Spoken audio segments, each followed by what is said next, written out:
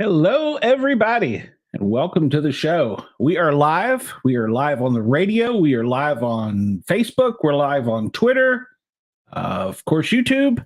So come join the chat. You can find us at Para OR Normal Guyz with a Z on YouTube chat.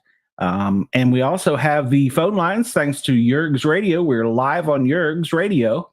You can call into the show if you have a question for us or just want to BS. We're good with that. You can call us at 1-888-88-YERGZ on your phone pad. So tonight, we've got a really great show lined up.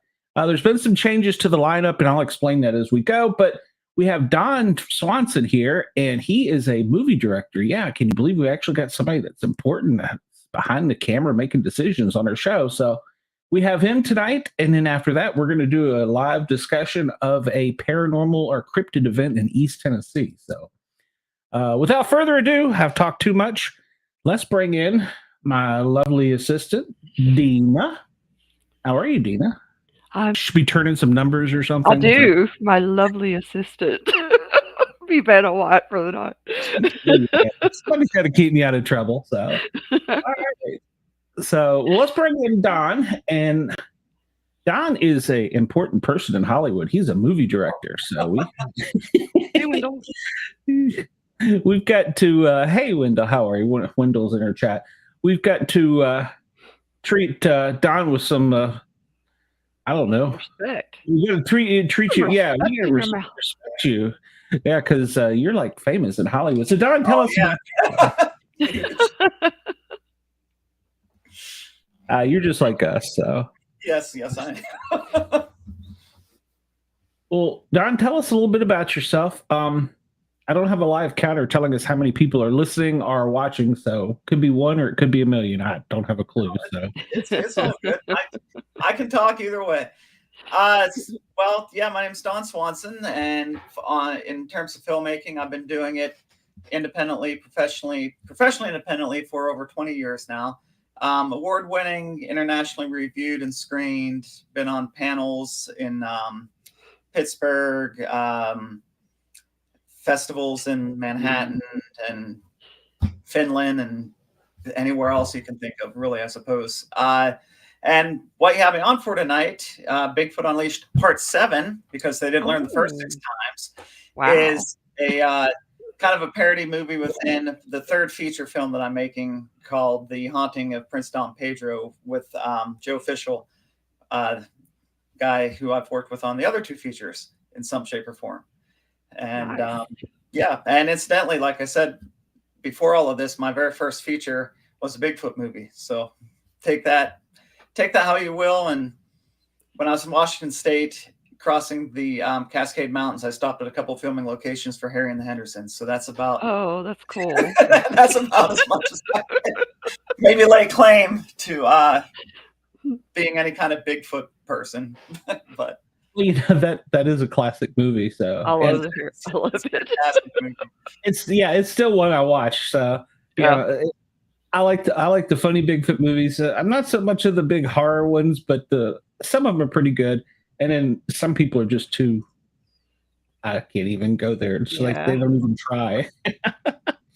Yours look like to me. Of course, like you were saying that it's an actual movie within a movie. Right. For Bigfoot Unleashed, part 7. Yeah. Part 7 is the one that's I'm trying to remember because I was doing the countdown. They didn't get it right. Was it the first time or so? Yeah, because they didn't get it right the first 6 times, or they didn't learn the first 6 times. Didn't learn it. Yeah. Yeah, they didn't learn the first 6 times. The poor secretary run into the fence all the time. Yeah, amazing young actress named Valina. Had a lot of fun doing it that day. I bet you did. It looked like fun. So it was fun. Yeah, we shot that literally because I think the completed short's somewhere around 7 or 8 minutes long because its purpose is to fill in this larger film project. And our whole goal is to kind of play into that kind of really cheap kind of cult classic kind of movie. So I actually shot it on a 20-some-year-old digital 8 camcorder to love it. That really old look. But at the same time, I use like a quality mic, and all of that kind of thing.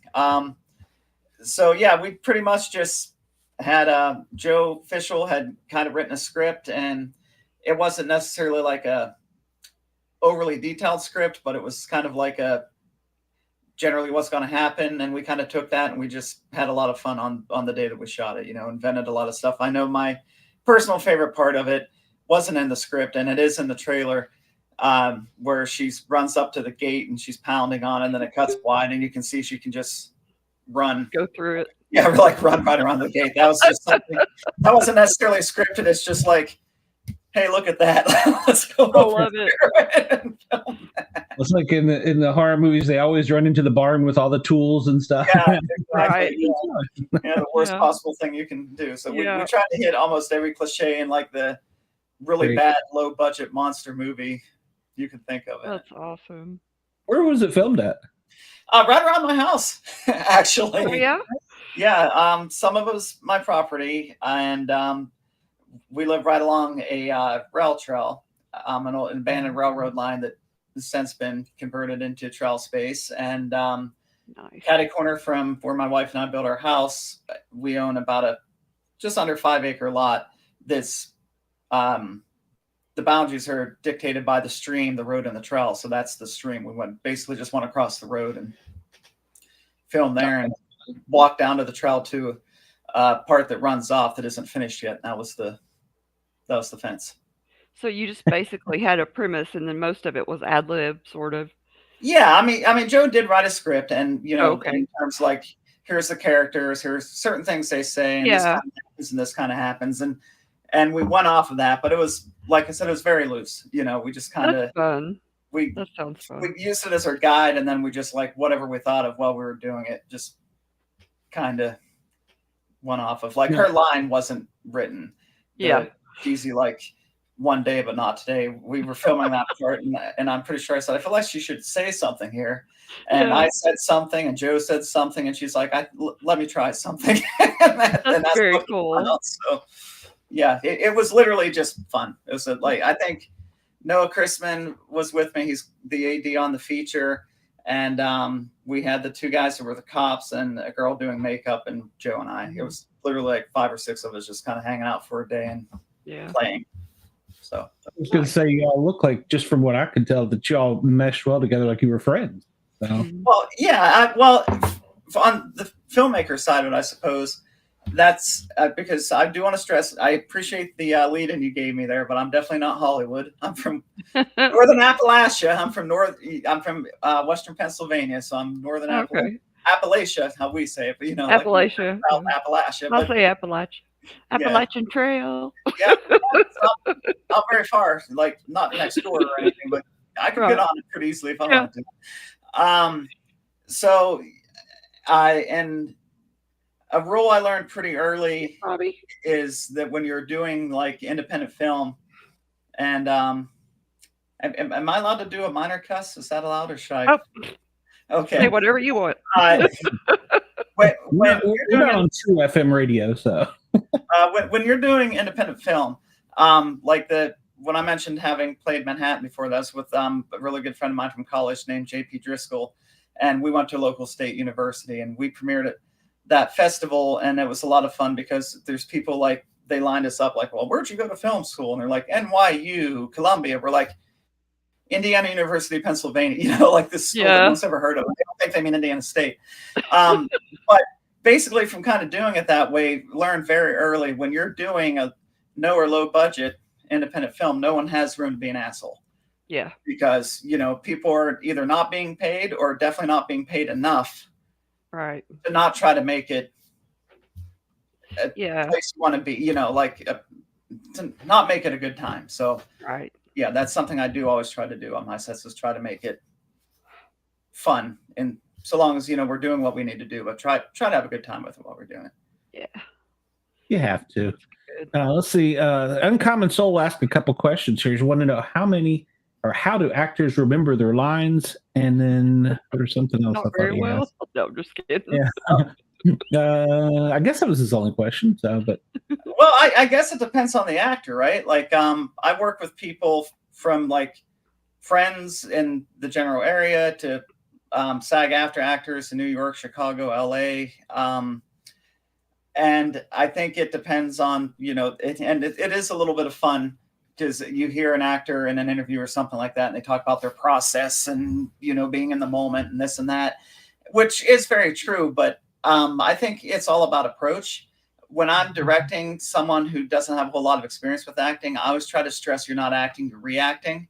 So, Right. you try to memorize your lines insofar as you know them, but when you're in front of the camera and we're doing a take, I don't want you thinking about it. So me personally, as a director, I've never cared if someone doesn't get a line quite right, unless, for plot reasons, it has to be specific. In most cases, it doesn't have to be specific. I mean, think one of the biggest Mandela effects in pop culture. Did Darth Vader say, "No, I'm your father," or Luke, "I'm your father"? Yeah. It doesn't matter what she said. It still gets the point across. That's so true. basically the part just kind of comes out. I want them to live with it. And if they're in the moment, they're not thinking about it. They're not thinking about how they're going to act, what they're going to say. They're just present and reacting. And that's whether it's something goofy like Bigfoot Unleashed Part 7 and The Haunting Prince Don Pedro that it goes into is also a bit of a dark comedy, or something more serious. Like the last feature I did was a psychological thriller. It doesn't really, regardless, you have to be there and reacting to whatever is in front of you. Yeah, I have a funny story about that. Here in Atlanta, I'm sure you probably know, is like Hollywood South. Yes, yeah. As a paramedic, I've been blessed to be able to go on quite a few sets, and I've been drug into a couple sets.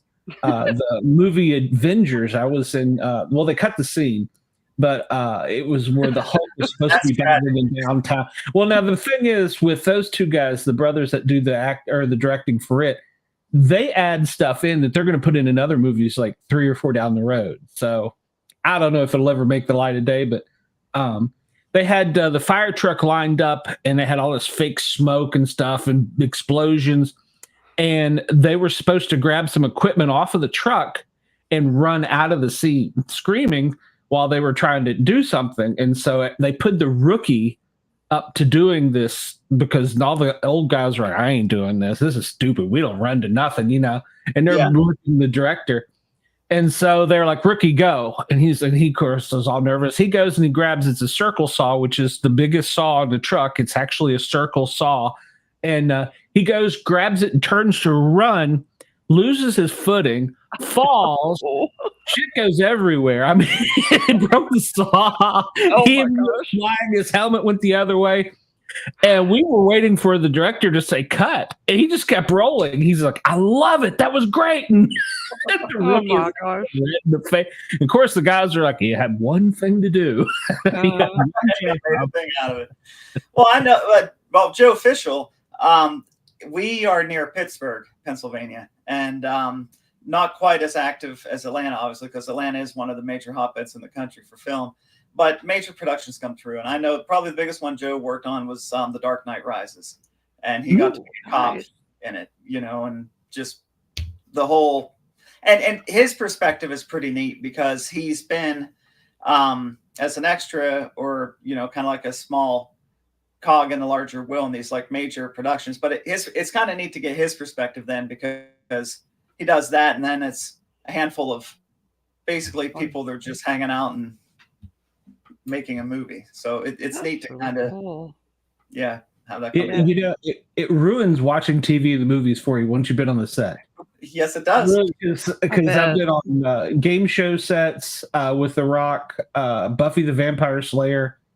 I got pulled into be a FEMA worker, and then I've been a paramedic on Avengers. What was the other one? Clint Eastwood's movie about Atlanta, the Atlanta bombing.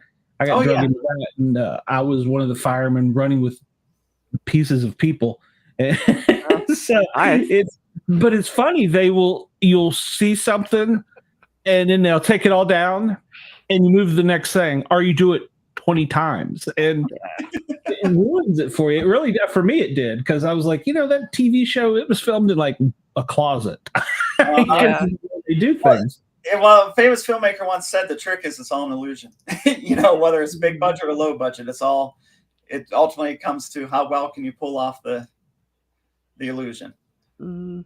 Oh yeah, it's true. And you said about 20 takes.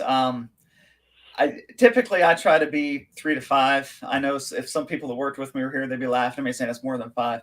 But Yeah. in particular, the first feature, the other Bigfoot movie, there was a one scene, one shot thing we did where we kind of set it up, and the two leads, it was a terminally ill little girl, and her wish was to find Sasquatch, and the case worker was talking with her, and they're kind of in bed together talking, and it starts off wide, and the camera kind of comes around in on them and then out again, and it was very complex in terms of the timing and everything, right? Mm-hmm. And what we were limited on, and we got, I want to say within about 7 takes we got it, but then the producer didn't like that the girl playing the social worker, whose name was Nasa, had her socks on. Oh. So we had to take the socks off. And it was 20 some takes total. Oh my gosh. Just so she could take her socks off. So stuff like that, definitely. Wow. Yeah. I've got sympathy for the 20 plus takes. Yeah. They're also very specific. Like we would be on duty for one day maybe, and then they'd say, well, we want you to come back, so we'd be off duty. Mm-hmm. They take pictures, and they're like, you have to come just like this. And I'm like, it's not just a uniform. Yeah. And then I realized they were taking pictures of everybody, and they wanted to keep continuity. Say, okay, you wore a red shirt and brown socks or whatever.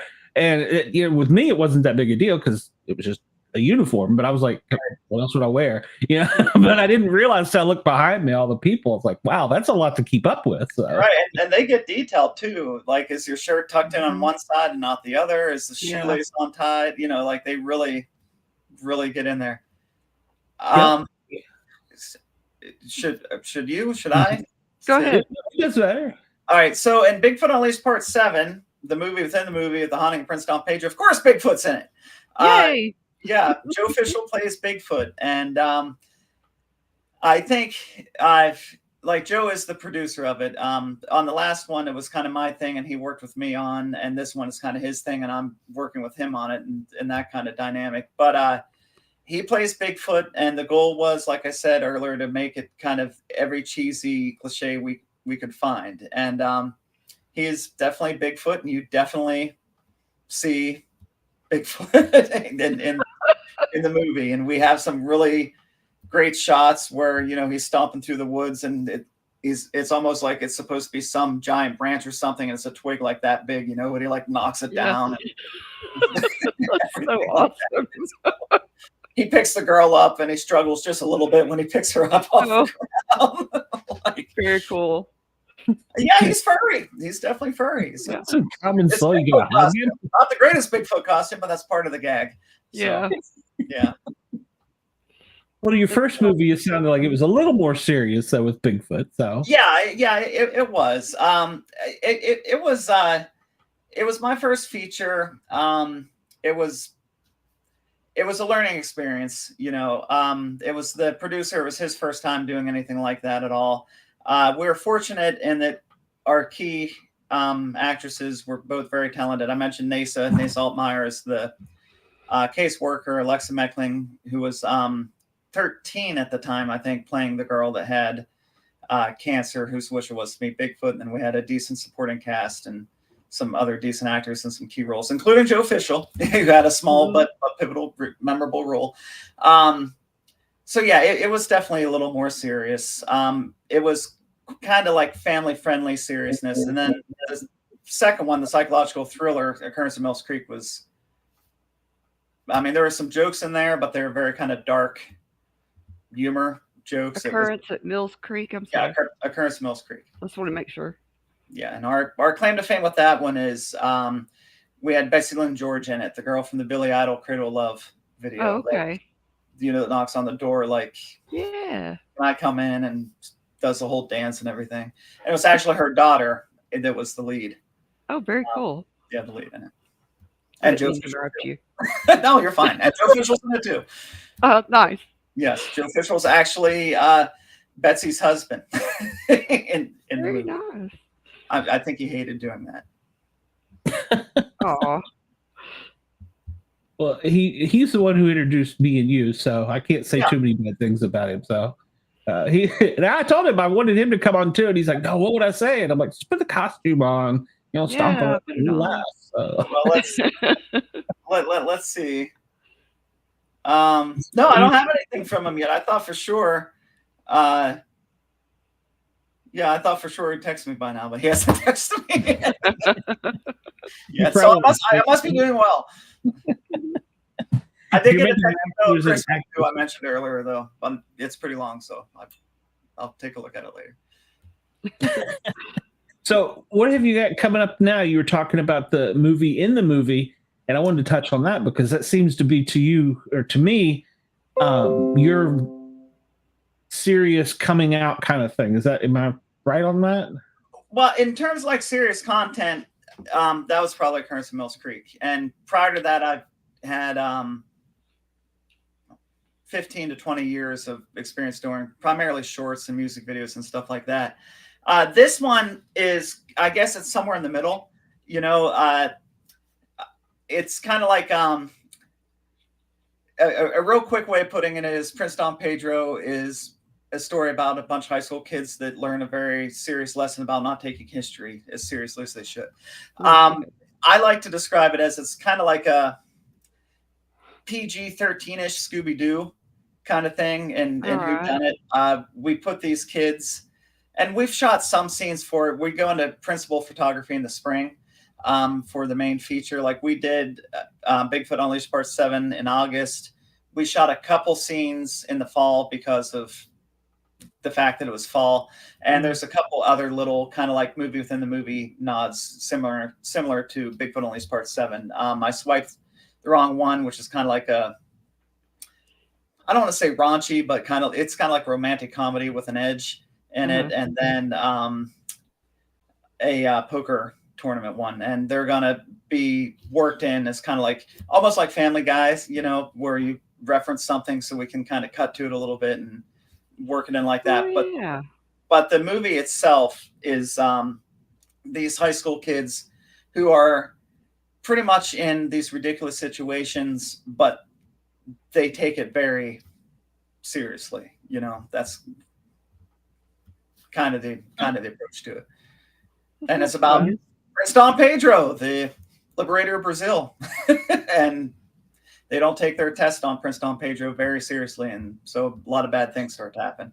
They need to figure out who's behind it and what's actually happening and if it's real or not. So, so it's kind of a campy sort of horror story? Horror? Yeah, it is. It's a very tongue-in-cheek kind of like campy horror story. But like I said, it's gonna, unlike Bigfoot Unleashed Part 7, I'm using a much better camera. We're using professional. We're using like professional gear across the board on it. But yeah, it's what I like most about it is it's putting these straight characters in these ridiculous situations, and we're really looking at kind of like teen culture today. Like one of my, I don't know if I'm allowed to say it or not, but I'm going to say it anyway. So I apologize to Joe if I'm not supposed to say it yet. But one of my favorite sequences involves when someone meets their end at a party and no one realizes it until they trip over her. And then they text everybody else instead of like screaming or something. So all the phones light up. That's how the kids realize that is so now, though. Yeah, it is. It is. It's going to be fun. It's going to be a lot of fun. Yeah, because most of the teenagers you see are like this. So. Yeah. Yeah. They wouldn't scream. Like this. See, oh my God. Oh my God. Well, hey, you said that, and I took these off just before I logged on in the first place. So I'm very much, if it's that or it's that, there's no. Yeah. Hey, if I took these off, I wouldn't be able to see all these screens I got here. So well, I could see the screen, but if I had to hold my phone, I'd either be like this or like had to put my glasses on. And it creeps up on you too, doesn't it? Yes, At I least hate it seemed to that. me. It's like I thought I noticed it, kind of noticed it, then all of a Mhm. sudden, like, oh my god, I can't see. Yes, Like I can't see anything. sucks really bad. Hey, my wife told me I was old one day. I didn't believe her. So Age is just a number, right? It's not. Like, Yes, correct. I still feel like I'm 12 inside. As you know, when I was an active firefighter, running in and out of the burning buildings and doing all that stuff, I was like, "Oh, this is great," and until it wasn't great, until Yeah. it finally catches up with you. That's when I Yeah. realized she was right.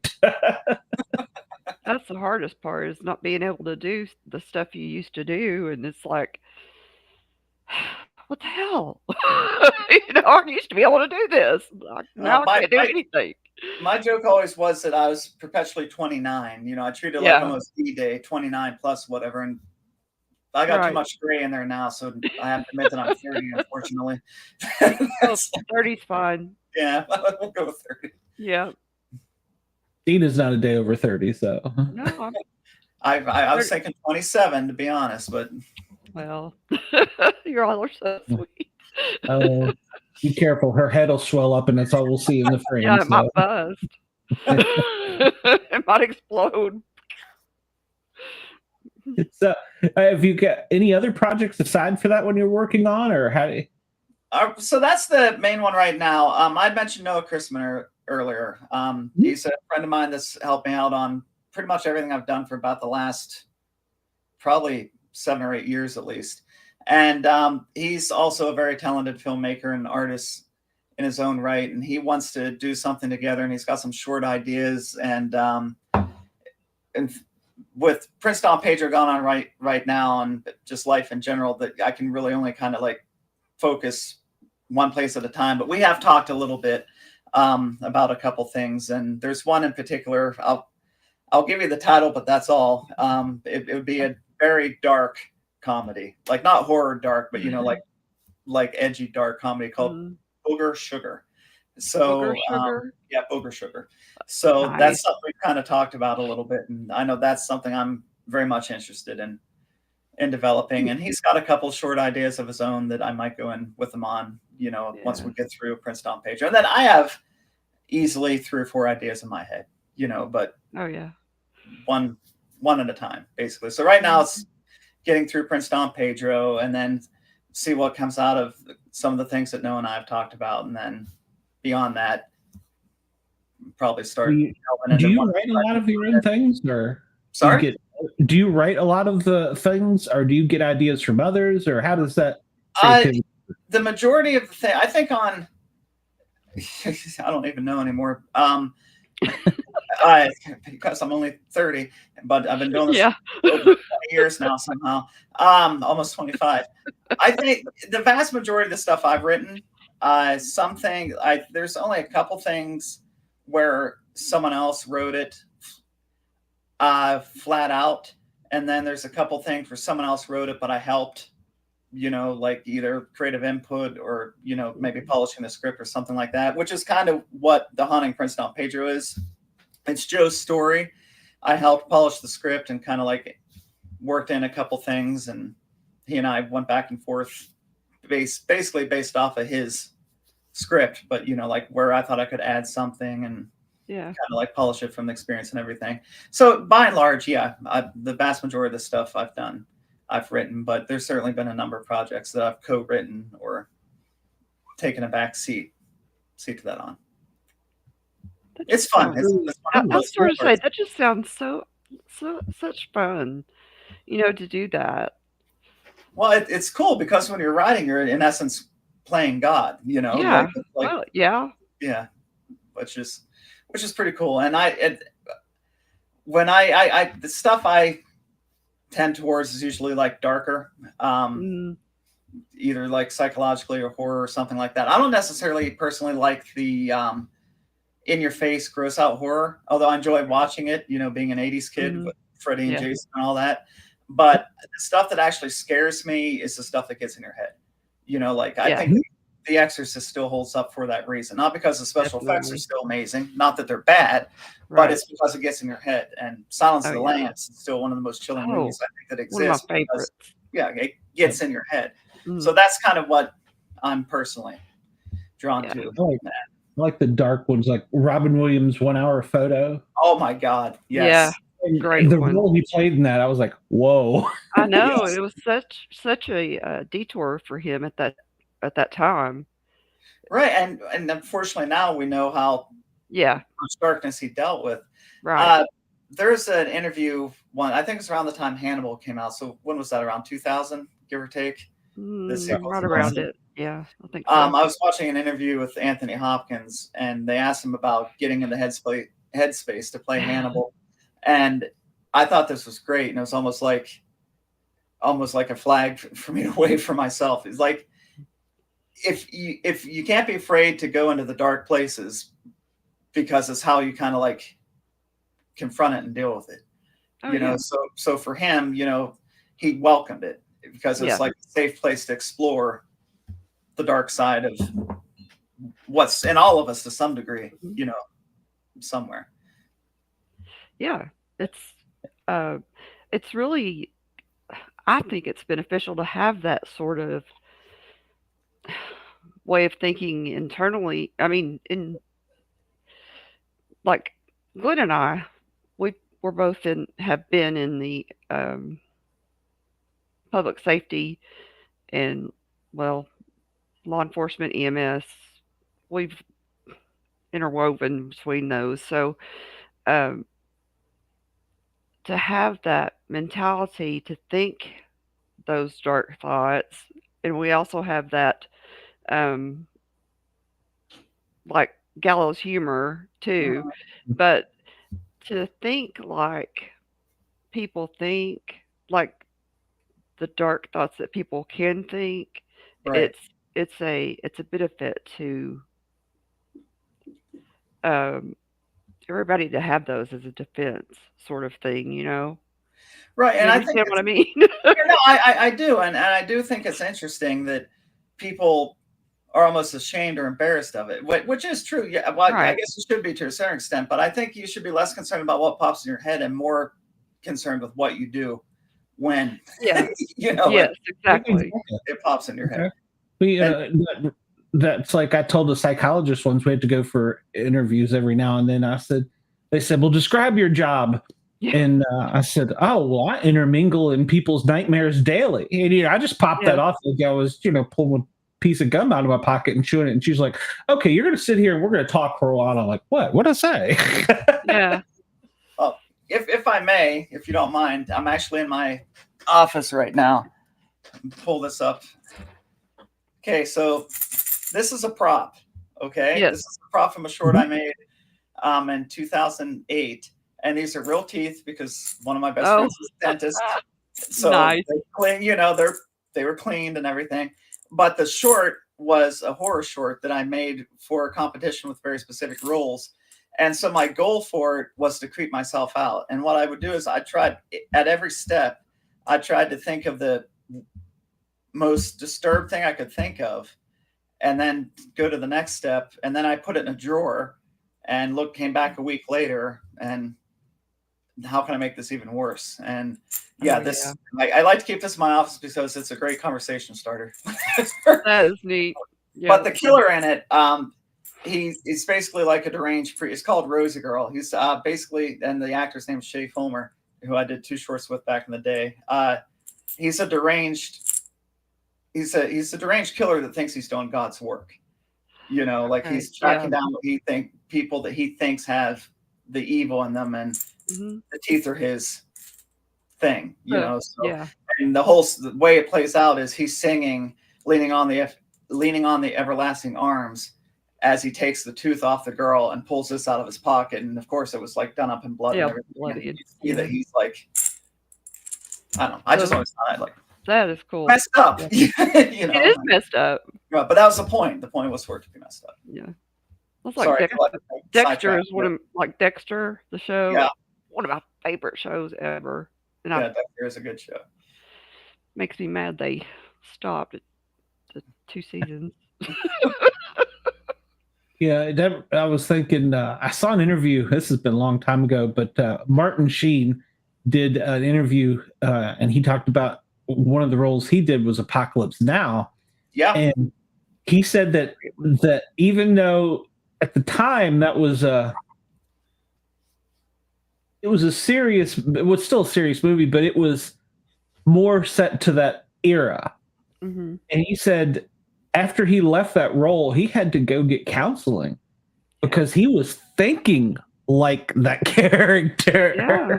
Well, and that's a danger for the actor, right? Like the question popped up earlier, how do they memorize their line? I mean, I think the goal of the actor ultimately, and everyone's process is different, is to get to a place where you are the character, at least in the moment that you're portraying.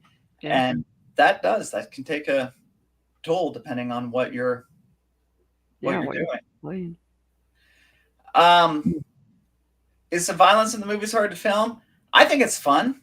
I'll tell you what is hard to film, and I've only done it twice, I think, are sex scenes. Those are kind of difficult to film because you need to try to make it look sexy and everything, and it's like it's very, very mechanical, and very, because obviously it's an intimate situation, and it's kind of like this and now that, and the violence I think is a lot of fun.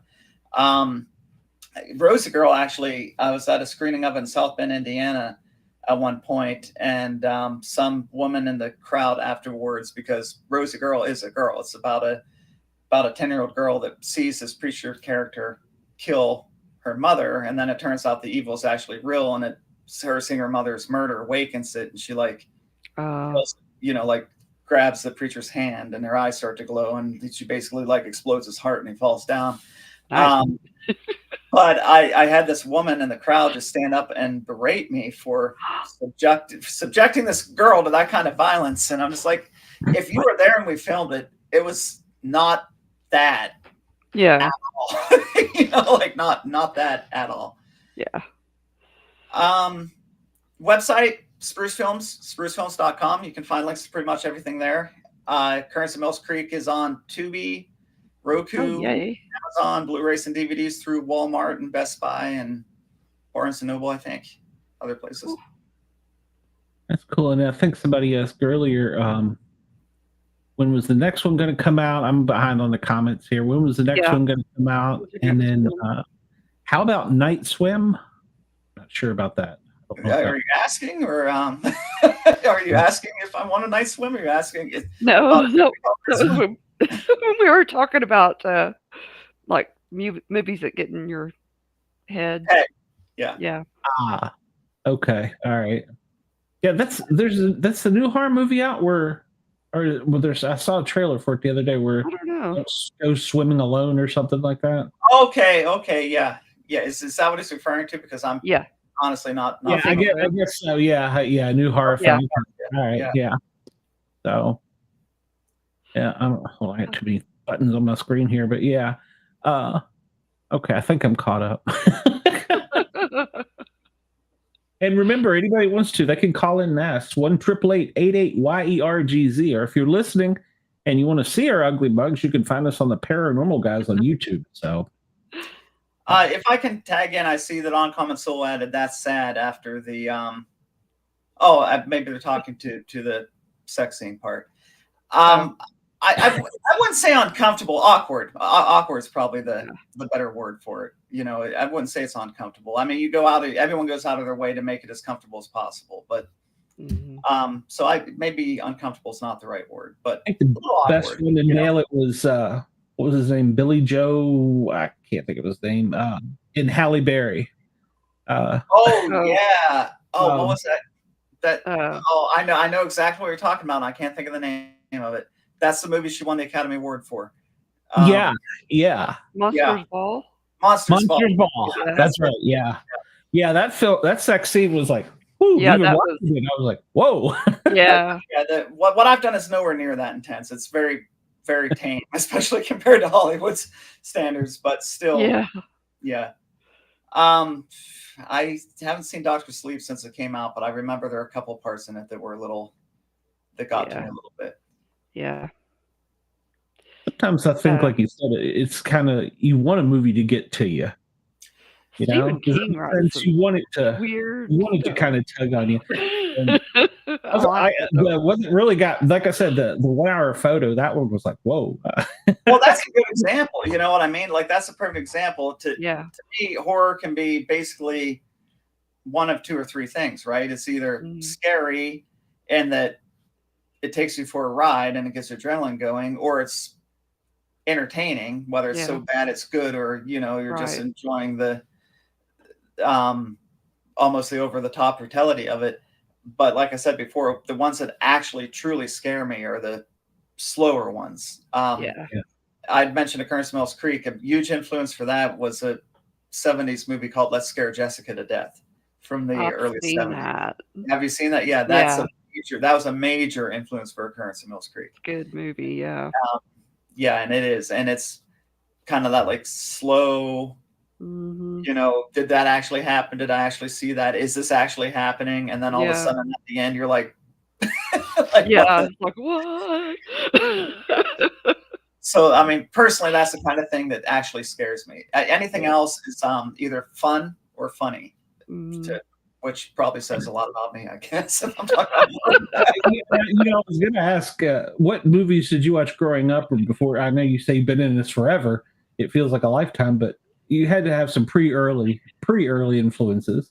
Well, I can thank my mom for that. And if she's not watching now, I'm sure she will be watching, tomorrow or in the next couple of days. She used to read me excerpts from Stephen King when I was a kid.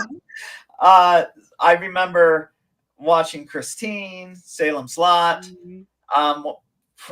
Easily one of my top 3 horror movies all time is the original Halloween by Carpenter in 78. And I remember watching it with Mom, and the rule was I had to have a blanket so she could pull the blanket over my head. Of course, I poked a hole in the blanket, right? So I saw oh my gosh, everything as it was happening. Hopefully she knows that. We're not giving her some breaking news. Well, I mean, I am 30 now, so she's can't do anything to you now, I guess. So stuff like that. Literature as well. I'm a big fan of Edgar Allan Poe. My mom turned me on to Annabelle Lee, which is one of the most twisted poems he wrote, and that was when I was a kid. Yeah. Like, dead wife, I'm gonna go sleep with you at night. like 9-year-old me, like, wow, that's beautiful. Yeah. The producer wants to know, how do you recommend your actors to improve their improv skills? I think, truthfully, put yourself in uncomfortable situations. When I work with someone who's new to acting or trying to get more comfortable in it, that's basically it. Just try to put yourself in an uncomfortable situation is probably the best thing to do. Try to work something and then work with somebody who's able to challenge you, and then just throw you completely off. And it's interesting because I think acting isn't entirely different from writing, right? Because when you're writing, you're kind of like playing God insofar as you're creating the story and these characters, but the actor's playing God insofar as they're bringing the character to life. So, when you write a character, you need to know everything about that character. And so, like, if I'm writing Star Wars, what would Luke Skywalker order at McDonald's? I feel like I need to know him well enough to know what he'd order and be able to say why. Same thing as an actor, like if you're working on a character, throw yourself in the most absurd situation that has literally nothing at all to do with what you're doing. And like I said earlier, react. Like, in my experience, in my opinion, quality acting isn't about acting, it's about reacting. And you only do that if you're firm in who the character is. So to improve improv, that's what I'd say. Get with somebody that can kind of like challenge you and throw you curveballs. Yeah. I hope that helped. Yeah, no, it was an author I think we had on 2 shows ago. She was talking about, she's writing a trilogy, and she kind of has a book, she said, on each character. Like you said, what would they order at McDonald's? What would they do?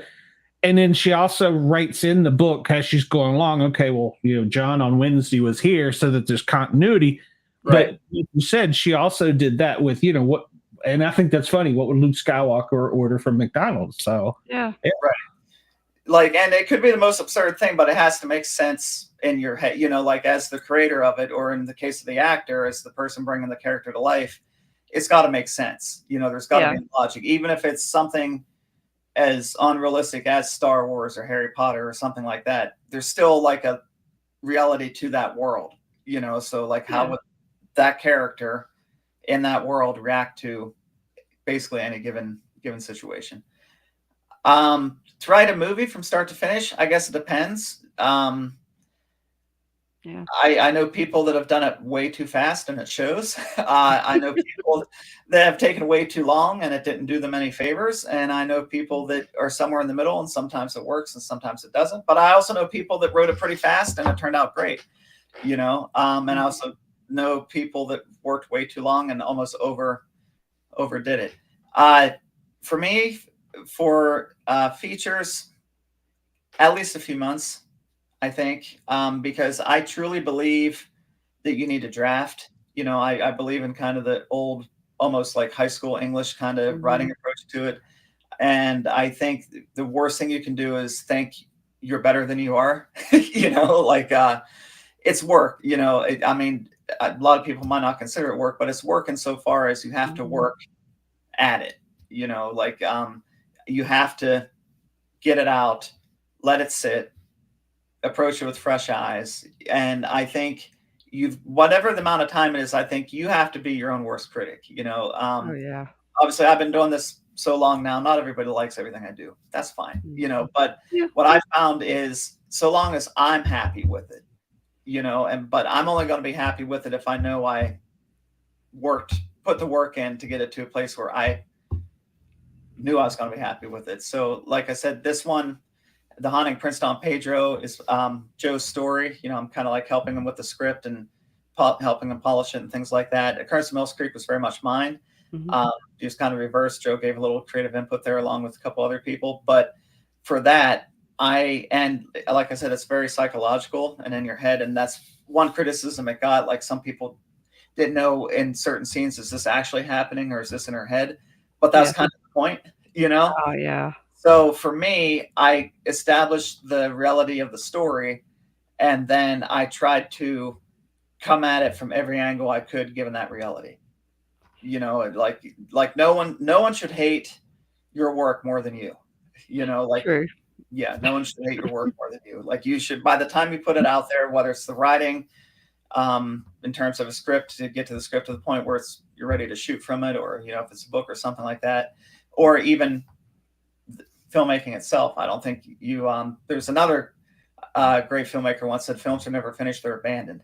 You basically got to reach that point where, have I done my due diligence? Unless you're big money and deadlines and everyone's seen the Hollywood movie that came out too soon. But I think that's it. It's about being your own worst critic and trying to be as hard on it as you possibly can, so that when you're done with it, you're happy with it. And then if someone doesn't happen to like it, it really is just a matter of opinion at that. But you know what I mean? Because you've done your part to do what you wanted to tell, what you wanted to tell with it. Yeah. And there's actors and actresses like that too, that you see them play a part and you'll see them play it so well that you hate them in other movies. Yeah. Well, That's true. Yeah. Yeah, typecasting's a very real thing. Yeah. Yeah, so it's like that with them.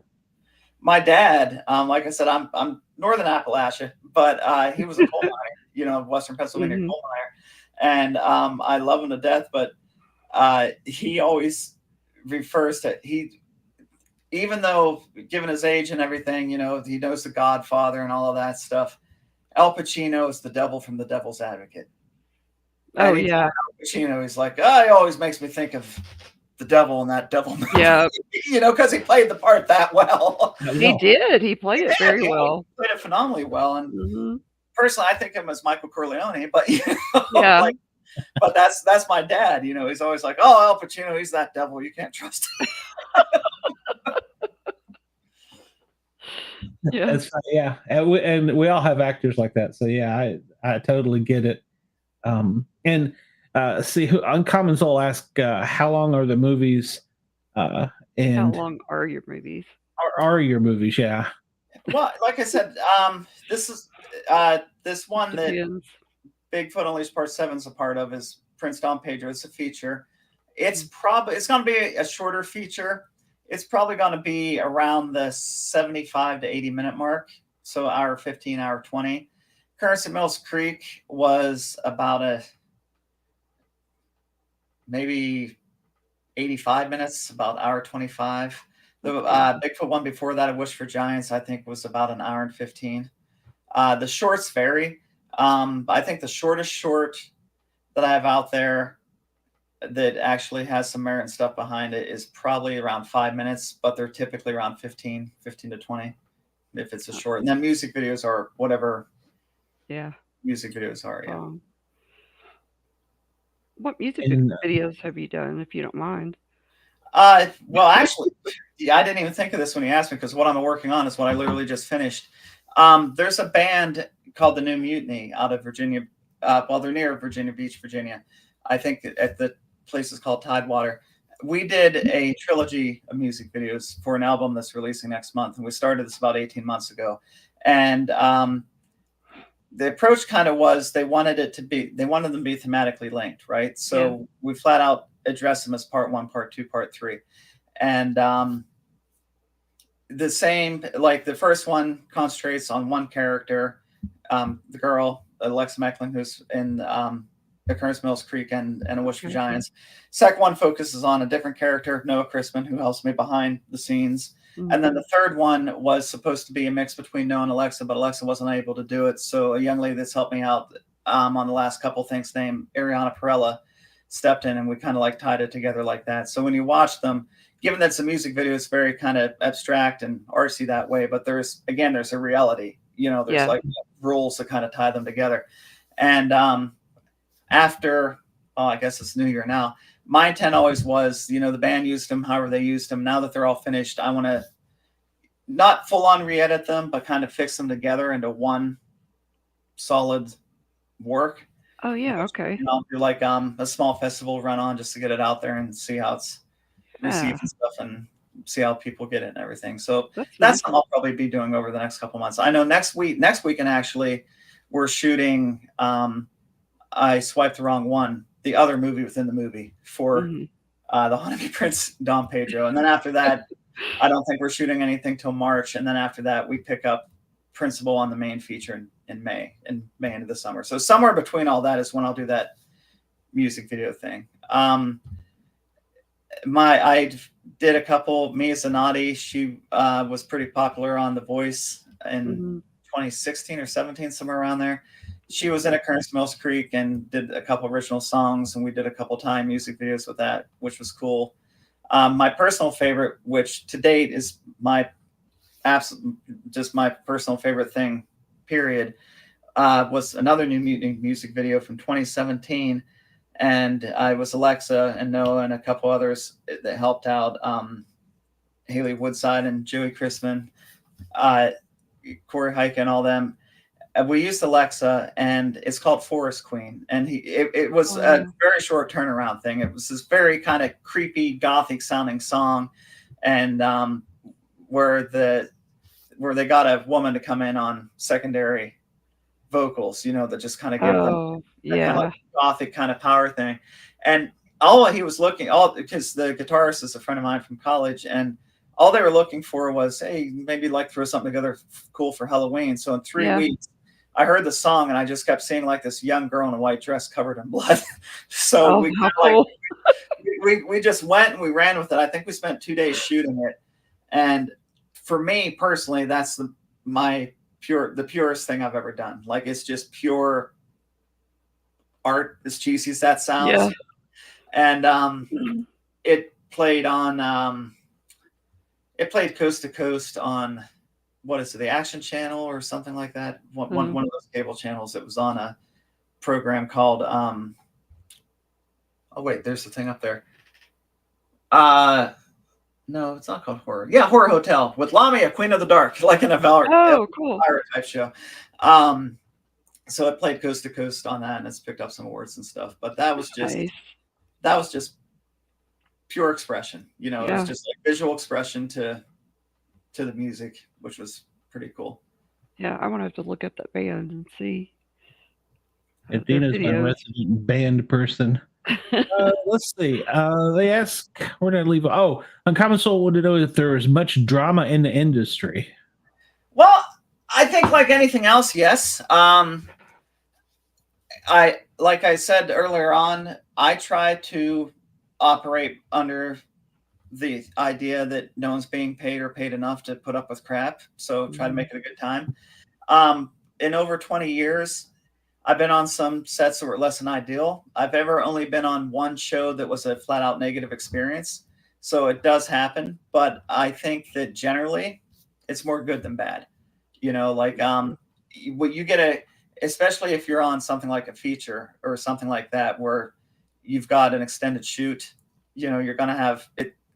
There's the cliche, you kind of become family, which is true, but like any other family, you're dysfunctional.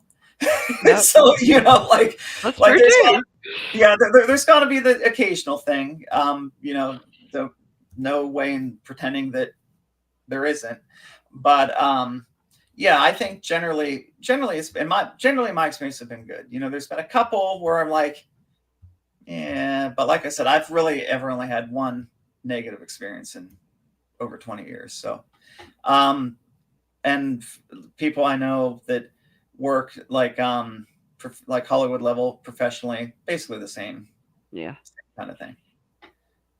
That's good. Yeah, I don't think on any of the sets there was a lot of drama. Like I said, you'd do something for 20 minutes and then you'd stop for an hour, and then you know, right. It's not quite that way on an independent set. Yeah. Because time is money. Yeah. And let's see, you answered that you do direct music videos, so you got that question. I saw somebody ask something about if you had a YouTube channel somewhere. I saw that. I thought. Yeah, there's one for Spruce Films. Films. I think it's just at Spruce Films, all one word, capital S, capital F. And if you go to the website, you can link it from there. Okay, and cool. I mean, I'm not super active on it. I just put things on there to kind of have a place to direct people to check stuff out. And there's like trailers for all these things I've talked about, some of the older shorts, the music videos. I think there's like the trailer for Bigfoot Unleashed Part 7's up there. Yeah. How many music videos do I have on here? 11 music videos are listed on there. That go back to those. And like one I forgot about was shot in New York City a few years, well, more than a few years back now, because I'm only 30. 7 years ago, amazing actress and singer named Whitney Ann Jenkins. And, you know, we shot guerrilla style in New York. You know, we grabbed some shots in front of the library, like literally just in the street. The camera I used was as inconspicuous as I could make it. So if someone approached us, like, I'm just taking their picture, you know, but yeah, we were actually. I don't think anybody would have cared. No. Well, depends. I mean, we did shoot in the public library in Manhattan. Or in the library. Oh, same library as Ghostbusters. Someone might have cared if they would have. Yeah, they might have. You're right. I was going to say, sometimes they do get a little picky. You got to get permits and stuff. So. Yeah, that's guerrilla. And that's independent as well. Yeah. You know, and that makes it even more fun, in my opinion. And I have had to charmingly talk my way out of a couple things in the past too. So. Just have the guy the guy in the Bigfoot run up to the cop or whoever, and like, oh, we're out of here. Yeah. Well, on Bigfoot Unleashed Part 7, we actually had at the end of it, there are two cops that show up, and that's kind of the gag. You know, the guy's on the PA calling in, and he's like, the secretary's been found again, you know, like outside. And they pull up and they're super, super serious and like, who could have done this? Like, not who, what? And he's like, well, we get ready for the next time. And that's kind of how Bigfoot Unleashed Part 7 cuts off of like, this is happening over and over. And actually, this is something Joe and I have joked about, but I definitely have some seriousness in the joking. I think it would be a blast to one day down the road make a feature length Bigfoot Unleashed movie. I just think Oh yeah, you that would be should. an absolute blast. I'm in. I'll be the guy on Yeah. the radio talking about all the blood and stuff. So Oh, that'd be awesome. 2020 whatever, you know, shooting a movie on like digital 8 Yeah. and have a guy in like a Spencer Bigfoot costume. there you go. There you go. I'd be down. Have a radio station where the DJ's talking at night about they found another body. Who could it be? Yeah. And next up, we have the. Yeah, and by then we can pretend it's Bigfoot Unleashed Part 23 or something.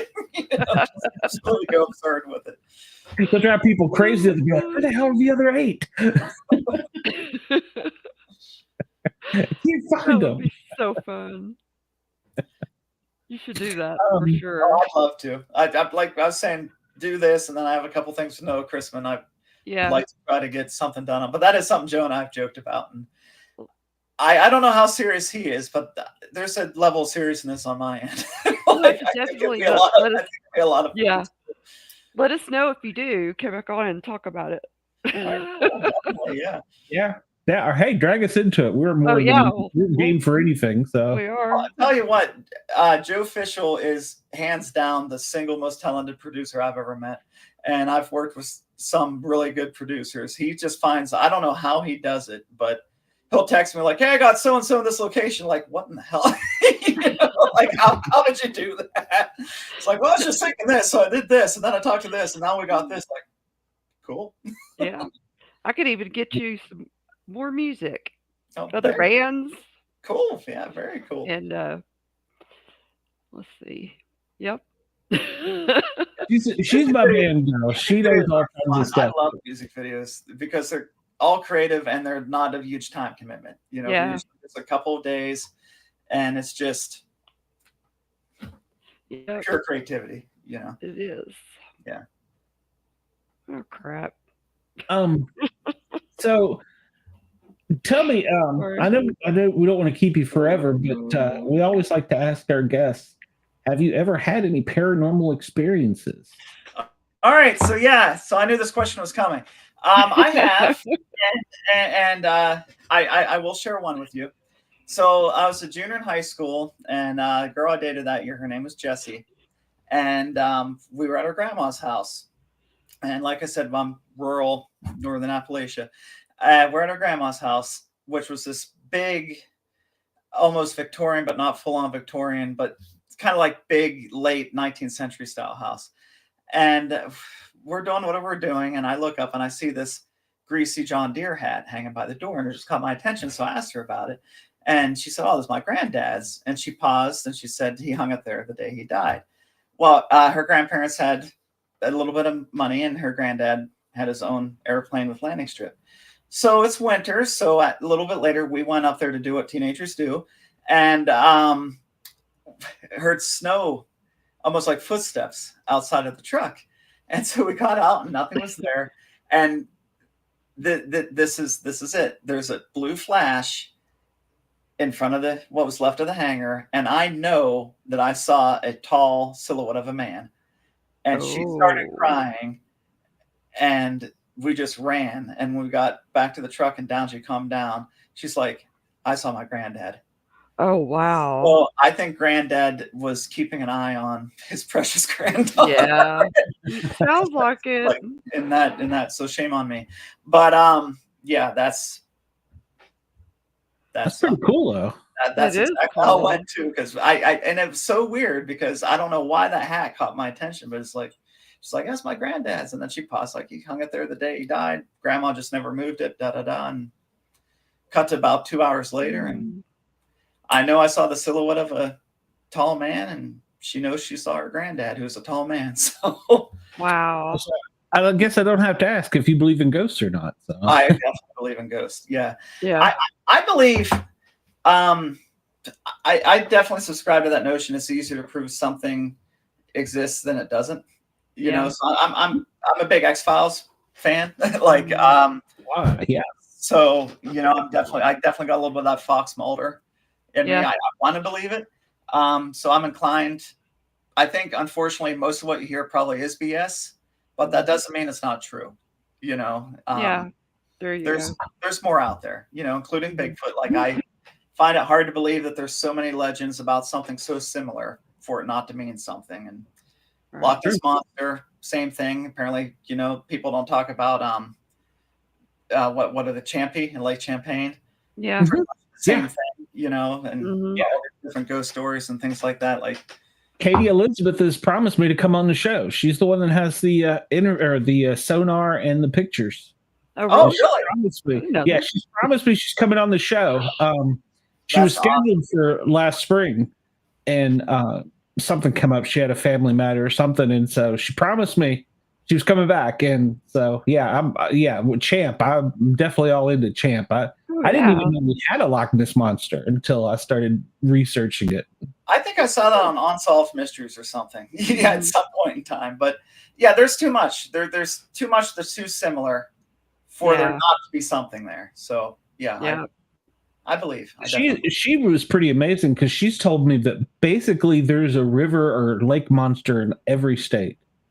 Oh, really? Wow.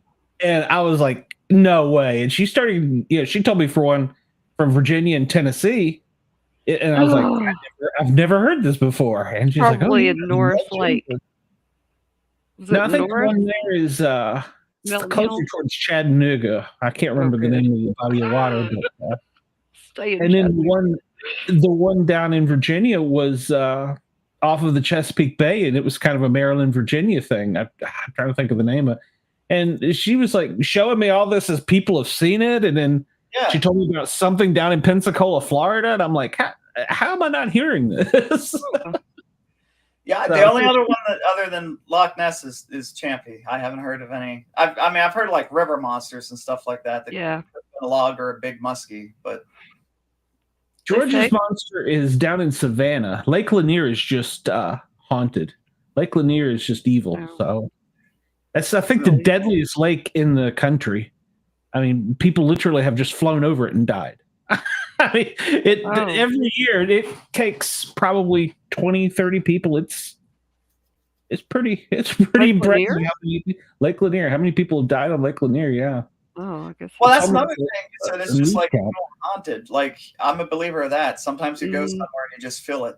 You know, you don't necessarily need to know what. There's just something that's like not good. Right. Right. Yeah, or not right. Not good. Not good. Not only not right, but not good. Yeah, exactly. Yeah, your gut feeling. That goes a long way. So okay, now we're just getting silly. They're talking about the fish look weird. Yeah, some fish do look weird.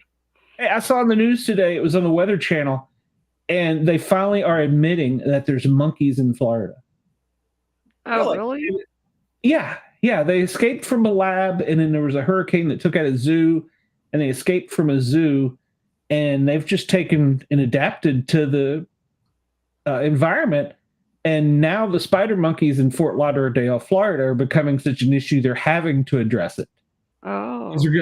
They're like getting hit by cars, and they're like breaking into people's houses. Oh, wow. Oh, that's crazy. Spider monkeys? Spider monkeys, yeah. Did you see that where they had like a infestation of rabbits? Those lion rabbits? No, I haven't seen that one. Yes. This one neighborhood, or whatever they're called, had somebody let their pet lion rabbits out, and they bred, and they were all over the place. I mean, they were like, it was crazy. I've never heard the monkey thing. Like, I hadn't either. That's interesting. Yeah, I saw today. Well, I have known people that research, for swamp ape, and I've had them send me videos, and it's like there's no denying those are monkeys. I mean, they're literally, and they're like, yeah, but the DNR or whoever, the Florida Wildlife, denies it. They just adamantly deny it. It's like I see them. They're right there. It's not like we see Bigfoot. At least that's kind of exotic or something. Around my part of the world, they denied forever we had coyotes and bobcats. Yeah. Oh, and then they found out, we have coyote because everyone's seen them. Right. Not like a monkey or something. Yeah, exactly. Yeah. Yeah, we have panthers. And, the Georgia DNR won't say that they're here, and Tennessee won't either. They're here. Trust me, they're here. That one I believe entirely, because where we are for the longest time, you don't have bobcats, and you definitely don't have coyotes. I almost hit a coyote more than once. We do. We do have coyotes. Yeah, coyotes are in the neighborhoods around here. I mean, but no monkeys. No monkeys yet. Florida gets all the fun, doesn't it? Something I'm in Tennessee.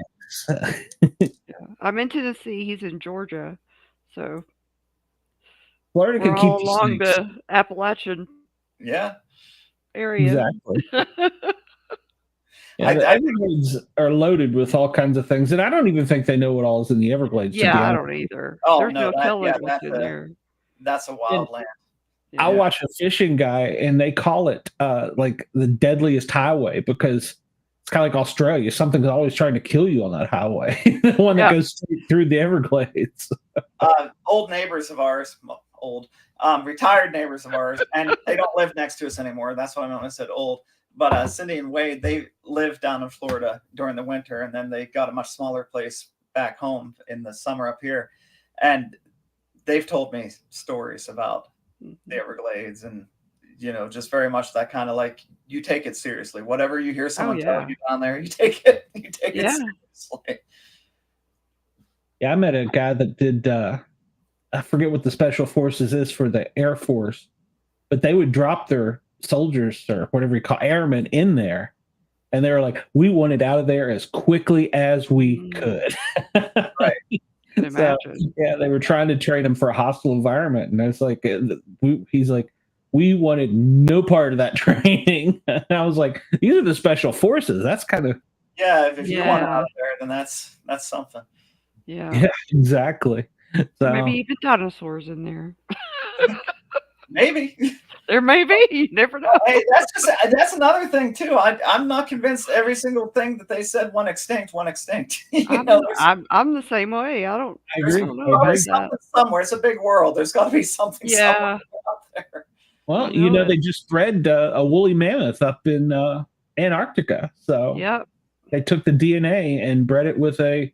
So stupid. Was it an elephant or a rhinoceros or something? They used some kind of other DNA, and then I think so. They never watched Jurassic Park. Is basically what it's coming down to. Not.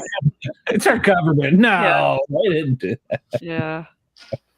Trust us. We're with the government. We know what we're doing. So. Yeah. Well, Don, I don't want to keep you. I think I could talk to you all night. And this is a lot of fun. You can still Joe, I wasn't bad. I wasn't going to bite or anything. So I don't know. I just thought I had to get on the right foot with Dina there, or else it was going to be bad. So, it was great to meet you, and I had a lot of fun. A couple years older than her, since she's 27 and I'm 30. I thought, I'd like kind of keep that. Thank you.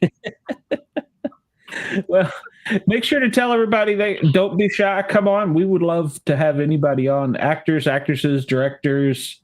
We don't care. We just like to basically BS and hang out and have a good time. So this was fun. This was a lot of fun. You're gonna have to keep up with me and let me know when some of these things drop. So, like I told you earlier, I'll be more than glad to pimp them on the radio and the podcast, and we'll get you back in here and stuff. If I'm ever on again, I want you wearing one of those big hats. It's funny. They tell me I look like a famous pimp out of Chicago, Mr. White Shoes. They say if I didn't have the mustache, I'm like a spitting like his doppelganger. White Shoes. Well, I mean, the thing about this, it does take time. Like Prince Don Pedro won't be ready for release until probably the first chunk of 2025. So, I mean, we'll be filming and then editing it, stuff like that. But, I definitely appreciate the offer, and thanks for having me. You have to come back when it comes out. Well, keep coming back. If I don't, I'm sure Joe will somehow. Producer extraordinaire. He's probably watching this right now. Probably set a date in his calendar on his phone. Contact. Yeah. That's it. Yeah. Well, tell him to wear the Bigfoot costume. So. Once we officially release Bigfoot Unleashed Part 7, he might be more willing to do that. I think he doesn't want to give too much away. Okay. Okay, well, we'll let him have that. But yeah, it was funny, and I do appreciate him for introducing us. I was a little, like I told you backstage, leery of contacting a director on their phone. I'm like, "Are you sure I can do this?" He's like, it'll be all right. So Yeah, no, despite the big opening you gave me, I'm not that big of a deal. So. hey, we're all that big of a deal in our own mind. So That's right. Yes. Yeah. I'm the next Howard Stern. Yeah, right. So. I don't want to be anybody. I don't either. I can't. It's bad enough just being Glenn. So, Yeah. but yeah, Don. Thanks again. We appreciate it. If you got anything we can do for you to help out, let us know. We'll be glad to. And I enjoyed this. I know I kept you a little bit longer than I said, so I appreciate it. I guess just sprucefilms.com. I'll do that. We'll do that. Sprucefilms.com. Yeah, post-production, I'll put it in. Yeah. Other than that, post-production, I'll add that into the comments so that everybody can find it. So I'm definitely going to go look up your stuff and watch that movie. She's going to watch all the music videos. I know. I'm going to watch The Occurrence at Mill Creek. Yeah, that's the one I'm most proud of so far.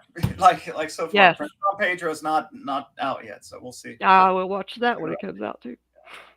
That one sounds good. So yeah, all right, it's Don. gonna be fun. It's gonna be fun. I'm looking forward to it, and we will catch you. We will catch you soon. I'm gonna go ahead and tuck you backstage so that you can get out of here. But thanks again. I really appreciate it. It was a blast. All right, thanks for having me. Yeah, it was fun. Good night. Night, Don. Bye. Oh, let's see. Now I got to move this so that it's not covering you up. So our 10 o'clock kind of got changed around a little bit. I got a message, and I've been so busy.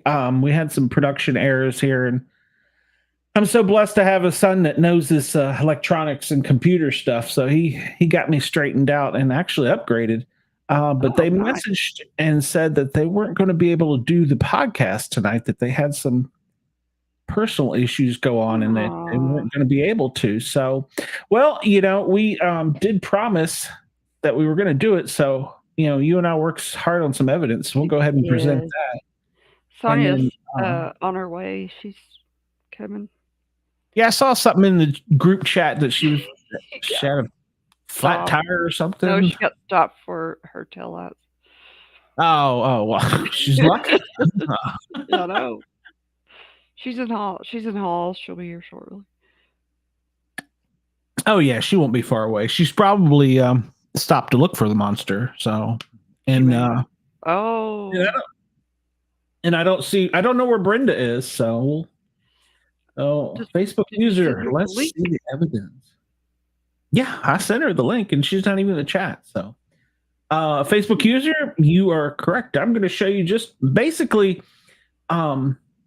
Well, let's see. We're going to go over some stuff that we may have figured out.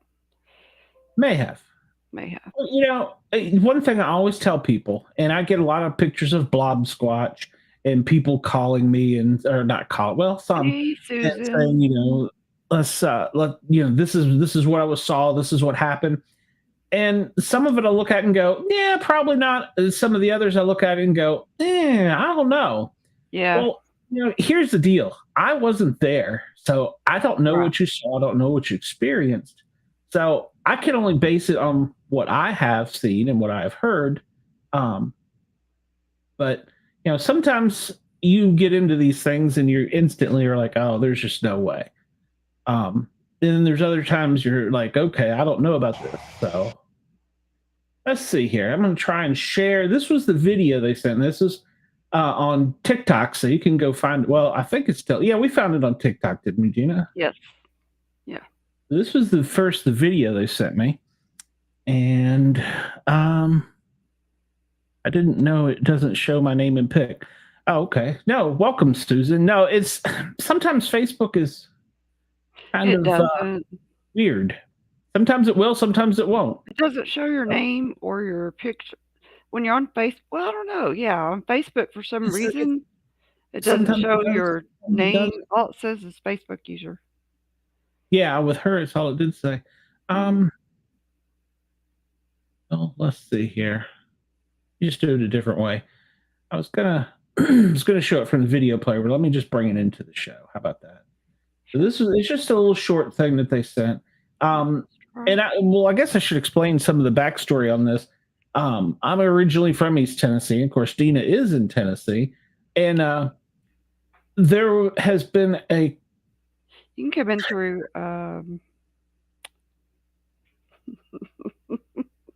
What's YouTube. that? You can come in through YouTube if you want to. I'm so sorry. I had a brain cramp.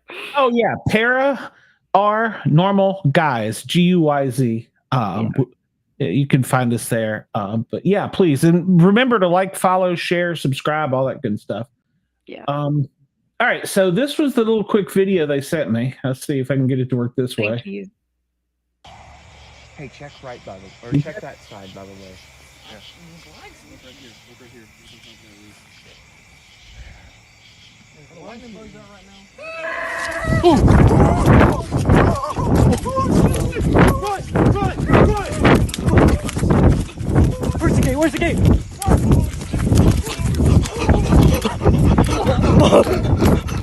Look on that. Okay, I hope everybody could hear that. So if not, you can find that on TikTok. That was the first evidence they sent us. And they've been posting this on Facebook and a local community group and a couple other places. What? Susan's laughing. Oh, she'll find us eventually. So yeah, they've posted that all over the place. Local residents, some have said it's supernatural. Some have said that it could be something from Civil War. We've heard that anything from a coyote. So we've heard several different things. Mountain lion. Yeah, mountain lion's always a problem. I think somebody even said a fox, but I don't think I've ever heard a fox make that noise. No, I haven't heard a fox make that. A mountain kitty will make all kinds of noises. So Yeah. you never know what you're going to get with a mountain kitty. Mountain kitties are not fun. All right, so let me see here. I'm going to line up. Then we've got some pictures. Now, some of these were the same ones that they also had posted on different Facebook groups and on different Bigfoot groups. I guess Bigfoot groups. So they've shared these around too. So some of these are new. The only difference you'll see here is so this was one picture they sent, and they claim that this is looking down a gate, and that Gate down a road by a gate, and that this is from a game cam.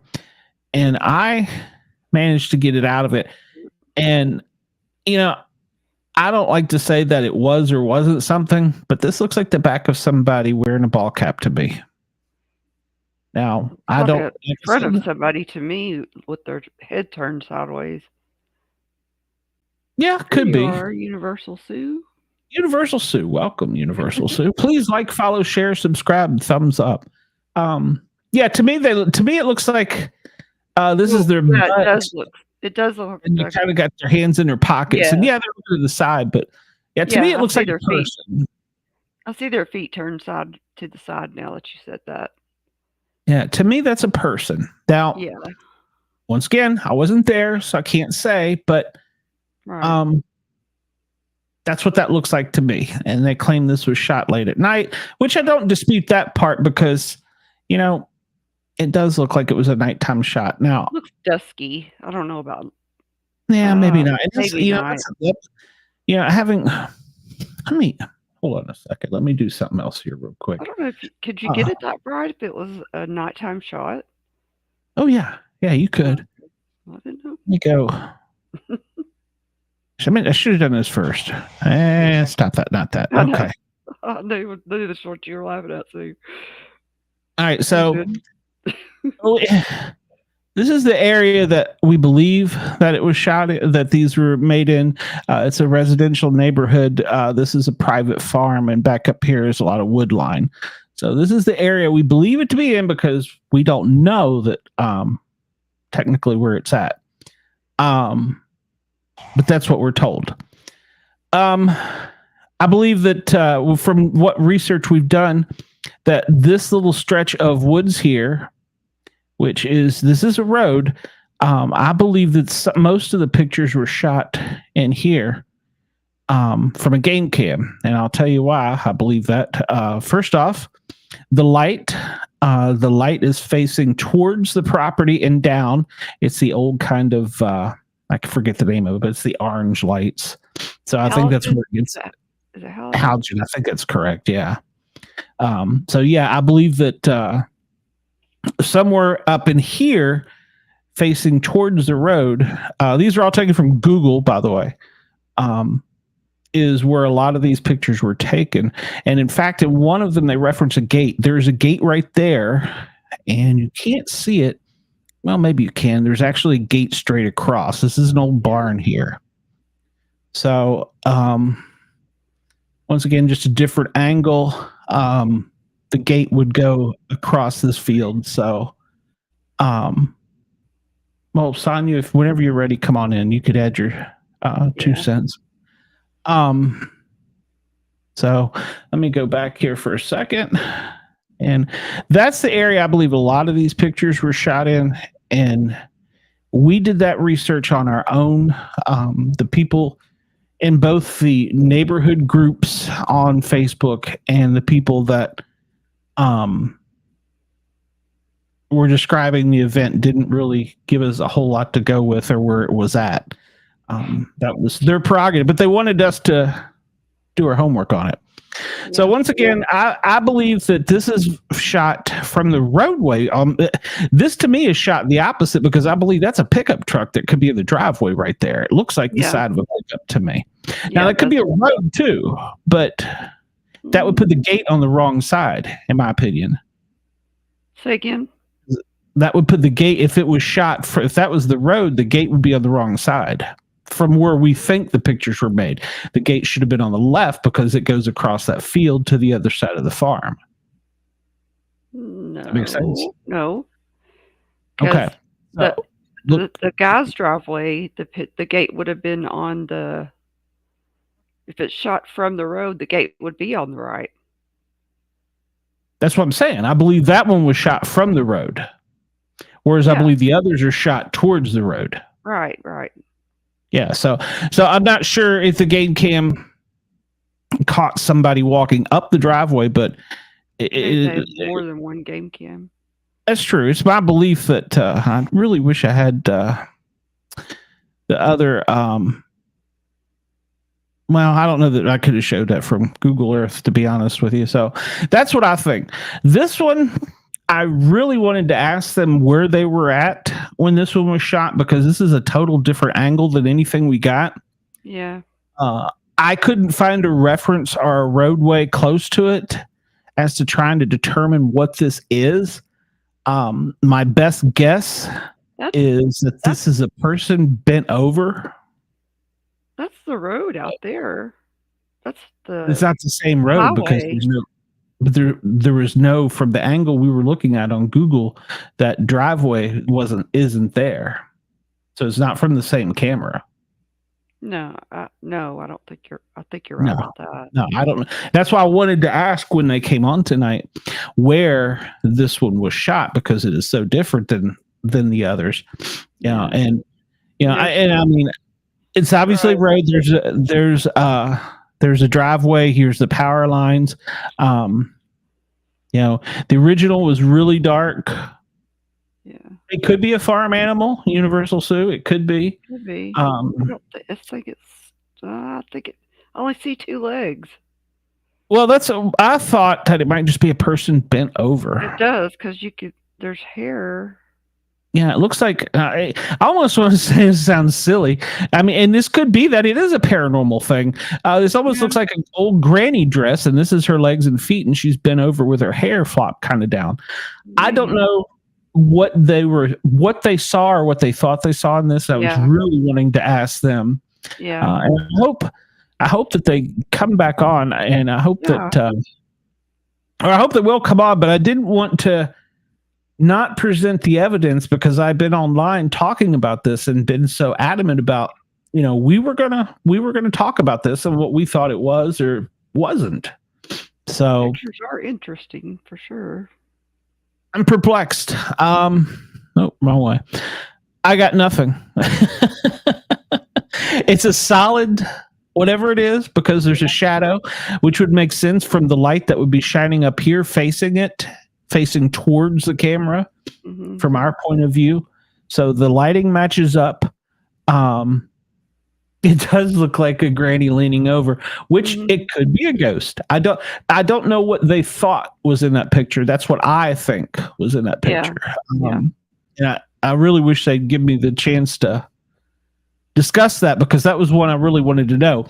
This one, I have no clue. Yeah, I got nothing on this one.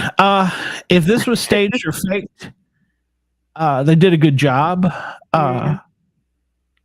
Who knows? Yeah, something walking between the tents. Yeah, people realize there's things out there that go bump in the night that we just don't know. So, I got nothing on this one. I don't know if they saw something. I would have, if it was a game cam, hopefully it would have taken pictures before and after, and I would like to have seen them as well. But I'm just giving you the evidence I was presented with. So I can't go any further. This one I'm stumped. I don't really have a guess what it could be, whether it's a prop, an animal, a person, or a cryptid. If I was to say it was a cryptid, and there's been some controversy, people say that skinwalkers don't exist in East Tennessee. Well, they're not really correct, because if you remember, the Cherokee were very common up there, and Cherokee talked about in their legends all kinds of things. So it could be. And we found some background on the area out there. There was a road that the Native Americans used, called the Talentiski Trail. Yeah, I was going to let you do that one. Talentiski Trail. Where Emory Road is, or in that area of Emory Road, there were what tribe was it? Cherokee? No, the Cherokee didn't have that section yet. Okay. At that time, that was a smaller. I don't know the correct village of Indians at that time that had that area. The Cherokee had more of the. I guess that would be the southeast. Mountainous. Okay. Yeah. Yeah. Anyway. Oh boy. Emory was the main highway. Emory Road was the main highway that the government used to travel to Nashville and New Orleans. And it was mostly by wagon, right? They built it for wagon, and they said it was the driest route to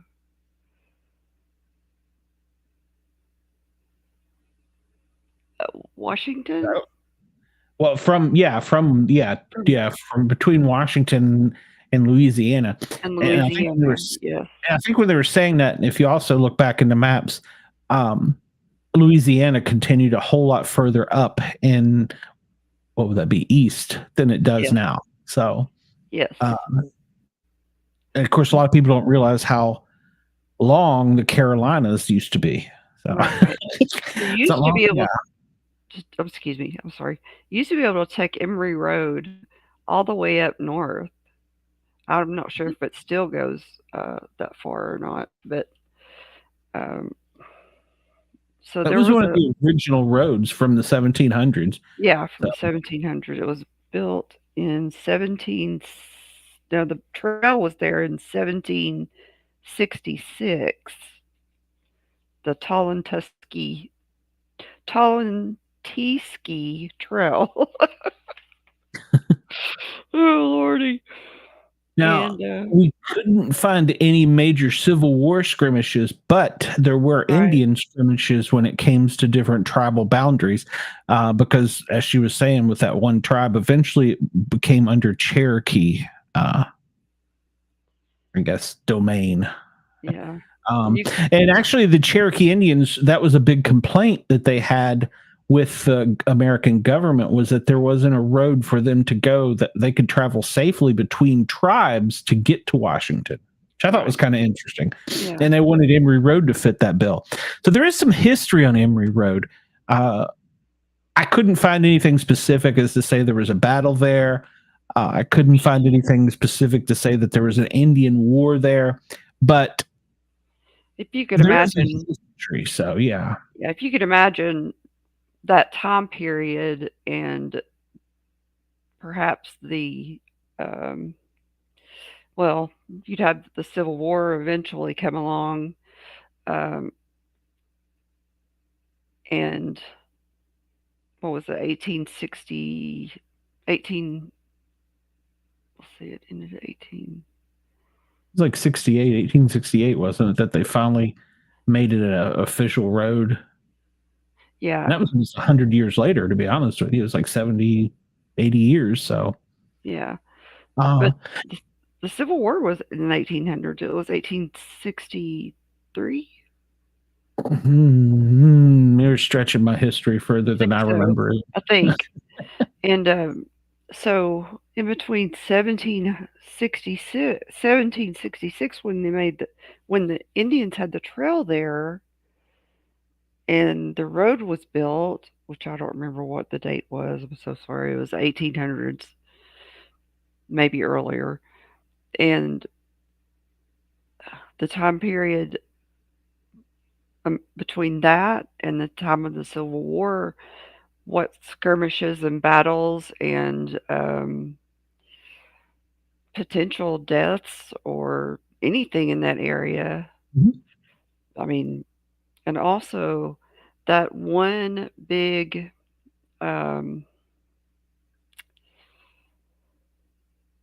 mass of land is owned by, has been in the one family for, it looks like several generations. Yes. So it And could that whole, possibly have been a plantation of some sort. I don't know for a Mhm. fact, but well, it was land granted originally yes. from the So federal government. yes, from the government. So there's no and the guy was a soldier, so that's why he Yeah. got the land grant. Yeah. So there could be a history there. And of course, modern history, there's, always people that are injured in wrecks and killed. So Yeah. I couldn't find anything specific. Uncommon Soul, you're asking if that is the road. Now, this is the driveway, I believe, straight up and down, and the road is behind. Yeah, The road to me is going left, right, and this is the driveway going straight down the center. Yeah. So I got nothing. I really, really, really wanted to know. I mean, we could stretch it and say, this could be ET. It could be an apparition. It could be a skinwalker. The truth of the matter is we don't know. And We don't especially know. I can't say because I Yeah. really don't have any more input than just the data that I've been presented. Now this one. Okay. This one. All right. So this is the driveway. These are the trees. If you remember the picture where I showed you, the road went to the left, right, and the driveway comes straight up the center. This was the original image. This one has been all over the internet with all kinds of theories about what it is. Dean, I'm going to let you take this one because I agree with you, and I really think that what you found just proved it even further. Well, I think this is a fake Agreed. because I have seen, first of all, the anatomy is, well, it's off. The arms are way too long. the spinal column is way too long um, to be anything human. The shoulders are too square. The collarbones are definitely not real. But um, I did find online. Do you have the pictures? No, I did not save those pictures now. Oh, I didn't either. Uh, I did find online at Party City a skeleton that looks that they sell that's like 5 feet tall, and they have taller ones that are sold at different stores that matches the shoulders, the spinal length, and the um, Ribs. ribs, hip bones, arms. It's got very thick uh, radius and ulna bones in your arm, the two bones in your arm. Um, yeah, a yard ornament. Yeah. And they can be made to stand, or they can be made to stand. Yeah, they're posable. Yeah. Yeah, they're posable. Comments also to wonder if there were any chemicals in the wars that could have created unknown creatures. That's always going to be a question that we ask the government many times. Yeah, true. You know, I want to believe, and I mean, I'll be honest, I want to believe. But this one, I mean, short of something from the movie Terminator. Yeah. Now, could it be an alien? Maybe. I don't know what an alien looks like. So, Nah. I mean, you don't know. I mean, there could be more than one kind.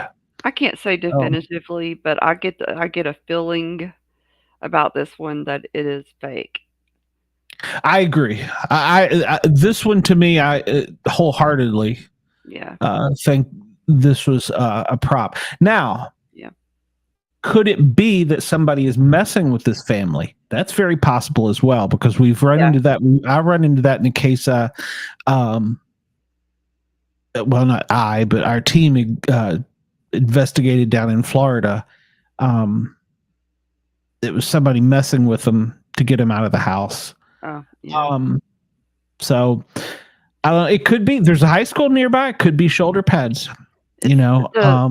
If you go to Party City online and look at those skeletons they have for sale, they're straight across and they have big ball joints in their shoulders. So the shoulders are squared, but the ball joints, it looks exactly like that. Yeah, and like I said, I wanted to believe that it was something else, but once I saw the ribs, I was like, yeah, that's that. I believe that's what that is. So that one, unfortunately, I don't believe is anything. But once again, I want to make this perfectly clear. I'm not making fun or poking fun, especially since they're not here. No. But this is a little sus, and I really wanted more information and more details. Now, if they had told me they saw an alien craft and this was walking down the driveway, okay, you got my attention. But I don't have that information, so. Or if they've seen it move or on their own or whatever not. Yeah, and once again, when you provide evidence, it's always nice to have the picture before on a game cam and a picture after. That way you know the continuity, because a lot of times they're time stamped, and I noticed none of these were time stamped. That doesn't mean anything, but you know, as an investigator, you always look for little clues to things. Mm-hmm. This one, once again, I would love to know the story. I got nothing. I can't pretend to tell you what this is. It could be somebody on all fours walking up the driveway. It almost looks like somebody bent down. Let's see the feet.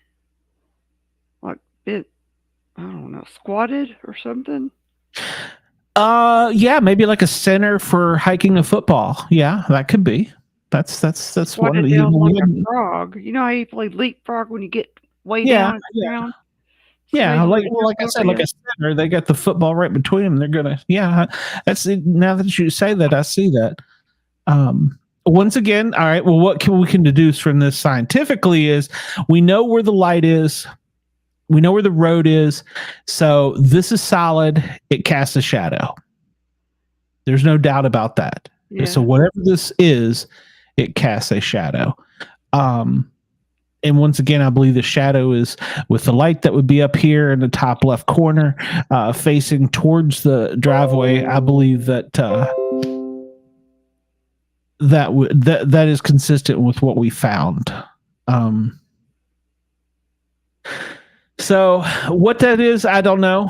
I mean, once again, I really like a little more data, a little more input.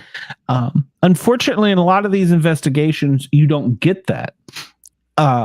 Because they either don't want to tell you or it's a hoax. And as we were just talking to the director, there is a lot of that. So this picture here, total different angle. I'm not even sure if it's the same driveway or roadway. I don't know what they thought they saw or what they did see in this. Several of my crew looked at it and couldn't find anything. One did. I wish she was here. I sent the invite and link to Brenda. She said she saw something in this. I didn't. She said she saw somebody with a black jacket and a headlamp on. I don't. I assume they're talking about this right here, but to me, that's a leaf. So I don't know what they're talking about in this picture. You know, I got nothing. So that not enough data, as a friend of mine always says when we research. It's not enough data. So now this picture is very, very interesting. Mm-hmm. So we know where the road is. We know where the light is. Mm-hmm. And those are consistent with the others in the driveway and the shadow. I would really like more data. This could very well be a ghost. It could be somebody walking down the driveway. Could be somebody just. Yes, there's a third person up here. It's really hard to make them out, but yes, there's a third person up there. Since it was a nighttime photo, the shutter speed's a little longer, so it's going to give you this kind of willowy, wispy look. Yeah. You know, what looks like could be some kind of old clothing, could just be the blur of the camera. But once again, what we can say is we know where the road is. We know where the light is. Hello. Looks like he's got a net in his hand. This guy up here? No, the guy on the very front right. You see it? Yeah, sort of, yeah. And this guy almost, that looks, I mean, it could be that's probably a limb. I was going to say it could be a fishing pole. But I was going to say, we know, yeah, that's a possibility. It could be smoking a pipe. Yeah. Just not enough data to really give you. I believe this is human, in my opinion. Yeah, my opinion too. But you know, well, Uncommon Soul, you're right. You know, the clothing does appear to be, but once again, the slow shutter speed, it'll give you that wispy look. So, not enough data. Yeah, we just don't know about these. I want to believe. I really want to know more of the story on this picture. Specifically, this picture intrigues me the most. But I don't think it's a ghost because there's shadows. They're solid. I would like to know the time of day, a little bit. Well, not time of day necessarily. Yeah, well, the time of day, but I would like to have the picture before and after. I mean, you know, there's just not a whole lot of data to go on with this. So I don't know. We'll see. That's a Universal Sue you're asking. It does look like a person, but and from what I understand, they claim that no one was there and that it was late at night and no one is supposed to be there. Well, That's a main road that runs between two fairly large communities. It could just be people walking too. But in their driveway. It's in their driveway. Yeah. It's well into their driveway. So, I don't believe it's a ghost. I don't. But who those people are or what they're doing or what that being is doing, the only thing I can say definitively is that it is an upright creature that has got solid mass. So have you tried to enhance this one like you did the other man? This was the most I could get out of it, really. Okay. It was just so grainy. Yeah. I mean, this is the original. It's even hard in that one to see this guy up here. You really are person up here, creature thing. We just get more of by the shadow of it. So, and when I did that, it really took this one away. I mean, besides for the shadow, if they're lost in the leaves. No, I could see his bed very well. What, right there? No, up. Over to the right. That way? No, right up. That's fine, right? Up, right there. That's his head. Face and head. But you see the neck? Gotta say neck no. And face? No. The white part? I see it, but I don't see. I know what you're talking about, but I don't.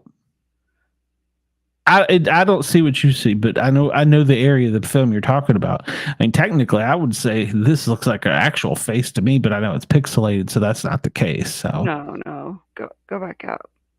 Go back out and look again. Oh, I mean, no, I'm not arguing with you. I just don't see it the way you do. Oh, okay. I see a person there. To me, it looks like this is maybe their arm going up, and this is them walking towards them. I don't see that at all. Yeah, see, and that's the thing. Without having any data, we don't know. I see the white like being as this shiny Black Lagoon costume coming at two Chinese guys is really what it looks like. Oh Lord. It's not my imagination to go wild, It does look like a Chinese. This one does look like a Chinese guy with the hat, the net, and this, like I said, this looks to me looks. If you really want my imagination to go, it's like the creature from the Black Lagoon, and they're coming up kind of like that. I did not see that whatsoever. Yeah, with that third guy. But once again, not enough data, so I can't tell you what.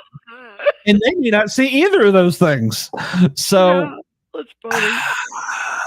I don't know. I just don't know. I don't even see any arms on that guy that you're saying it has the creature from the Black Lagoon thing. It looks like this is the head, like, it doesn't have a neck, and it's kind of got webbing, and this arm goes up, and this arm goes this way, and this knee is bent, and coming forward. And this is, it looks to me like the creature from the Black Lagoon. Yeah. I see a farmer guy standing up, walking towards the field. And I am going to express, and I wish Nikki would help me with this. She sees pictures different than we do. And I wanted her input. Refused to give it to me. Yeah, it just bothers me because has her own thing going on. Well, she says she's not a ghost hunter, and I get it. I'm not asking you to hunt ghosts. I'm asking you to tell me what you see in the picture. I just told you what I see. It looks like a creature from the Black Lagoon coming up to get two Asian fishermen. Now, knowing the area, I know that's not what it is. But if you were to just drop this picture in and say, what is this? Are there any railroads around there? The closest railroad, Coreyton has a station. But I don't think it's active now, but the trains go through there frequently and have for a long time. Are there any tracks around Halls there? Not that I recall. Okay. I don't remember seeing anybody one. So you see, here we go. We got Uncommon Soul here. There's a cartoon dog in the picture at the top. So Lord.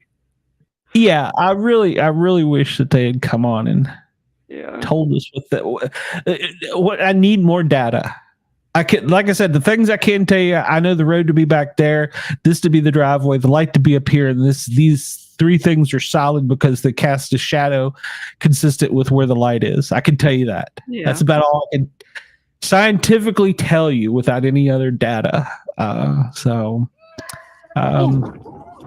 don't. You can't hear this, can you? Yes, turn it up a little bit though. Okay, let's see if I know how to do that. Might need my producer guy here. Okay, so you heard that? Yeah, turn it up just a little bit more. I don't know that Oh, I you can. can't. I think it's Did as everybody loud hear as that? Did everybody Well, hear it's that? not they can go to TikTok. I'm going to share it another way. This is just a video of the sound, the clip from where I took the sound. But once again, I believe this to be the driveway or roadway, whatever you want to call this. This batch of trees, the gate was there. There's the light pole. There's Emery Road. It goes left, right in the pictures. And there's looking down the driveway. And the light. And once again, an overhead to give you. That's the data I can pull from it. Now, I did have one other thing I wanted to share, and we're running over our time here, so I don't want to be forever. But and this is real short, so it's hard to get. So this is the sound.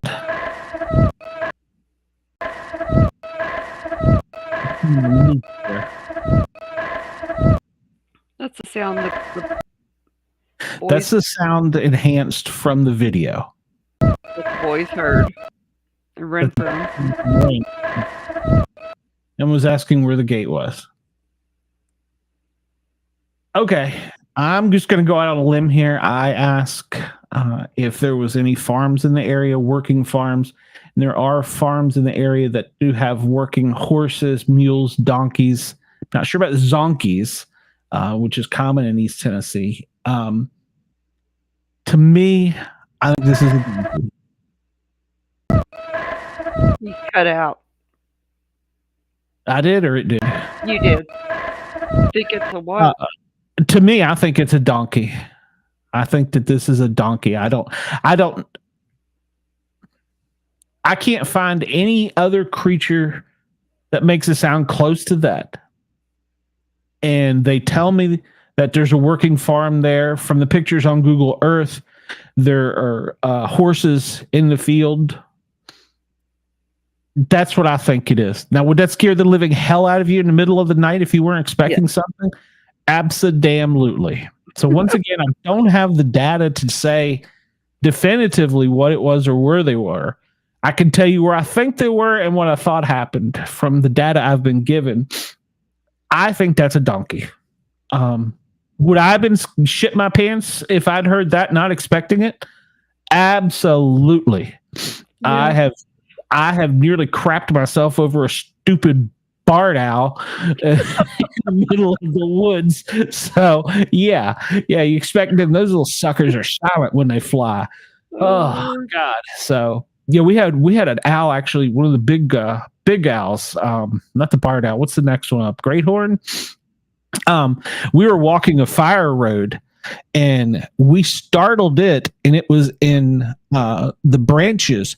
Well, it had rained. So when it took off, they're silent birds. When it took off, it sounded like a thunderstorm. Oh, gosh. And it scared the crap out of us. And then when we kind of turned our heads, when we were all kind of like, we saw the owl.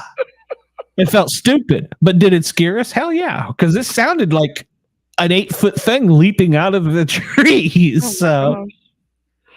And Uncommon Soul, you ask, was it just a sound or did they see something? I'm going by only the video.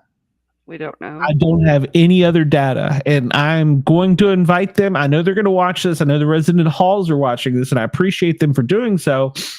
if anyone has any more data or wants to come on the show, please do, because I would love to be proved wrong. But just from the data I have, I think that's a donkey. They had a flashlight, but they had a really strong flashlight, but I don't know that they They did what I did. De-ass the area. they what?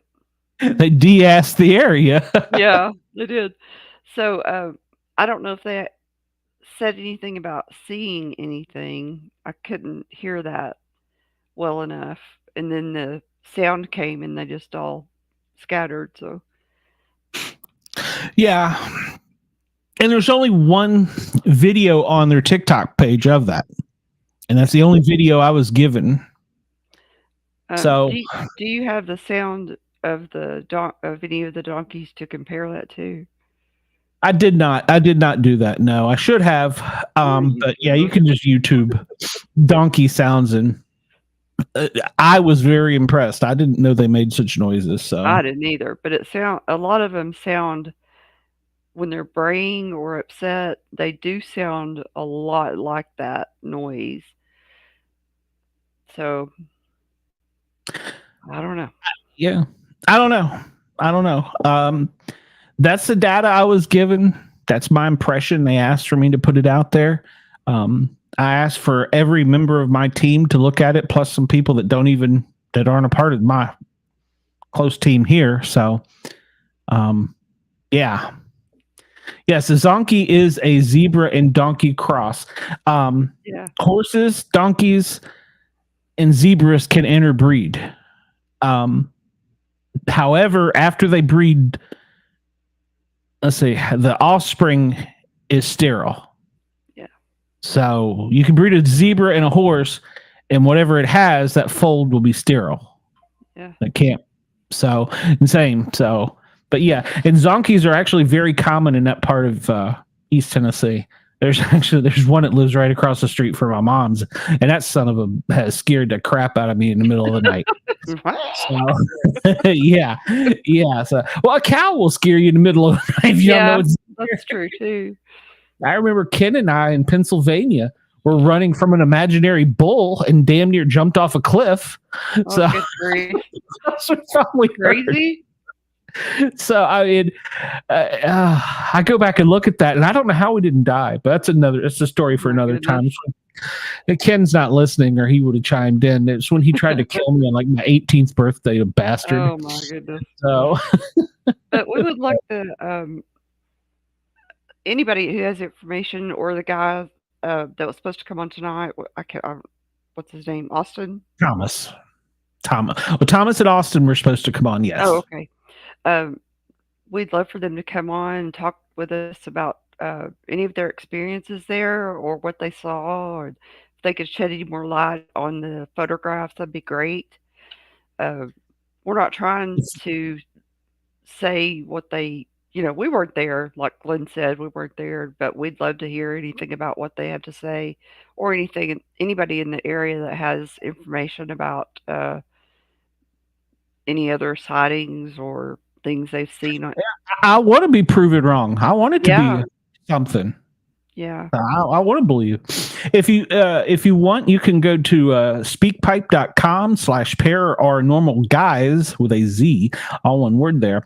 And you can leave us a voicemail anonymously if you want to. You can also email us at paraornormalguyz@gmail.com. I'll put that up here as well.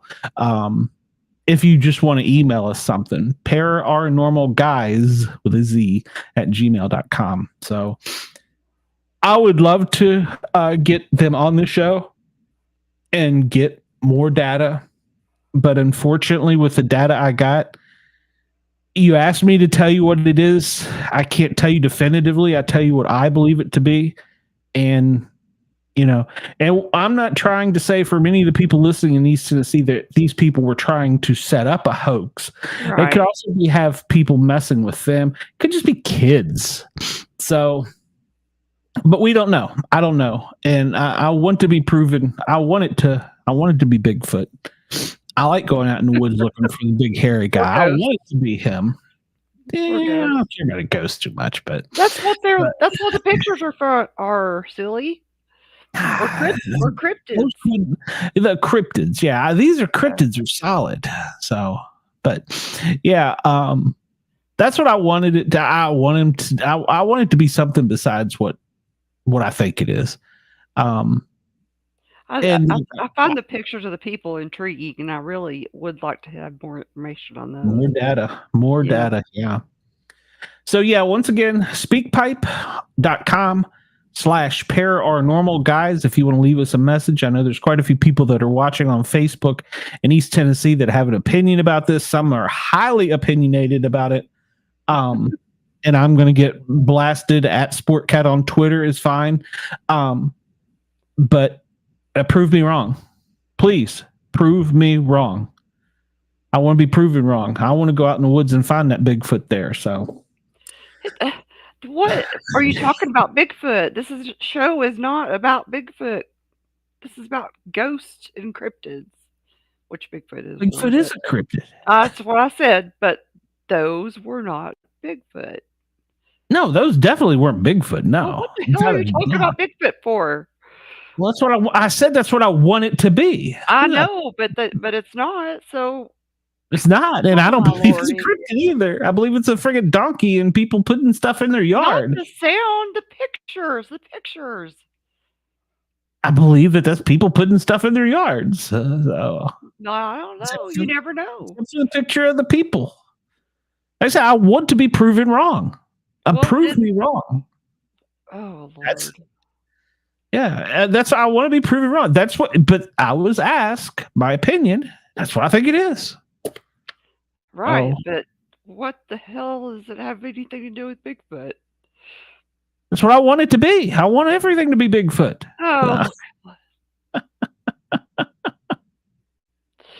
Anyway, You're hopeless, Dina. You're hopeless. All right, you're let's make sure. hopeless. You're hopeless. Everything. I didn't Bigfoot miss up your anything in butt. the chat. Whoa. Now you're going too far. So, now you just went too far. I do not want to find the elusive gay Bigfoot. No. I didn't So- say gay. I said Bigfoot. Well, it was up my butt. That's what it'd be. Like it's kicking you in the ass. Oh, Lord. Two So, syllables, ass. once again, donkey. So, all right. So, what do we got coming up next week? I think next week is going to be the good show. Well, no, I shouldn't say that. Every week is a good show. I think next week is going to be a good show. I believe, let me pull my calendar up to make sure I'm not telling tales. Next week, we have two special guests. Rich Field is the commentator from The Price is Right. You know, come on down. And then we have a Wayne Miller. He's a special agent with the BATF, and he's got a really cool book out that he's going to talk about. So he's our second guest. No Bigfoot. So I promise you Bigfoot. I gave you Bigfoot in the first hour. Okay. So ladies and gentlemen, thank you for tuning in. Please like, follow, subscribe, thumbs up, prove me wrong, speakpipe.com/paranormal guys. If you want to leave an anonymous message, our Para OR Normal Guyz @gmail.com if you want to just send us a message. And of course, you can always call us during the show at 1-888-88-YERGZ. And I want to take the time to say thank you, Yergs. We are working on some things where we're going to be put out in more places. I'm not sure people will understand this, especially me, but they're going to be some different places soon. And hopefully after tonight, our shows will be premiering one of the first of few podcasts that will be on YouTube Music. Yay. So hopefully that all gets checked off and dotted tonight. I've been filling out paperwork all day, so Good deal. uh, Please remember I think that's to about it. Like, follow, thumbs up. share, subscribe, follow us. That's right. Para OR Normal Guyz on Facebook. And there's also a group for Knoxville called Knoxville Happenings that you can go to if you want something specifically for Knoxville. So there you go. There you go. Well, we've done it, Dana. We've talked for an hour and 12 minutes. Yay. I knew you could do it. I could do it. Shame we didn't have more co-hosts, but that's all right. Hey, I like it when it's just me and you sometimes. Not that I don't like everybody You else. can cuddle. Shut up. I don't have that stupid dummy in between us. Oh. I'll let you guess which one that is. Ladies and gentlemen, I appreciate it as always. Thank you for everything you do for us. None of this would be possible without you and me believing that people actually want to hear me talk and pontificate. Until next week, until Saturday night with Mystic. Catch you soon. Have a good weekend or a good week. See you this weekend.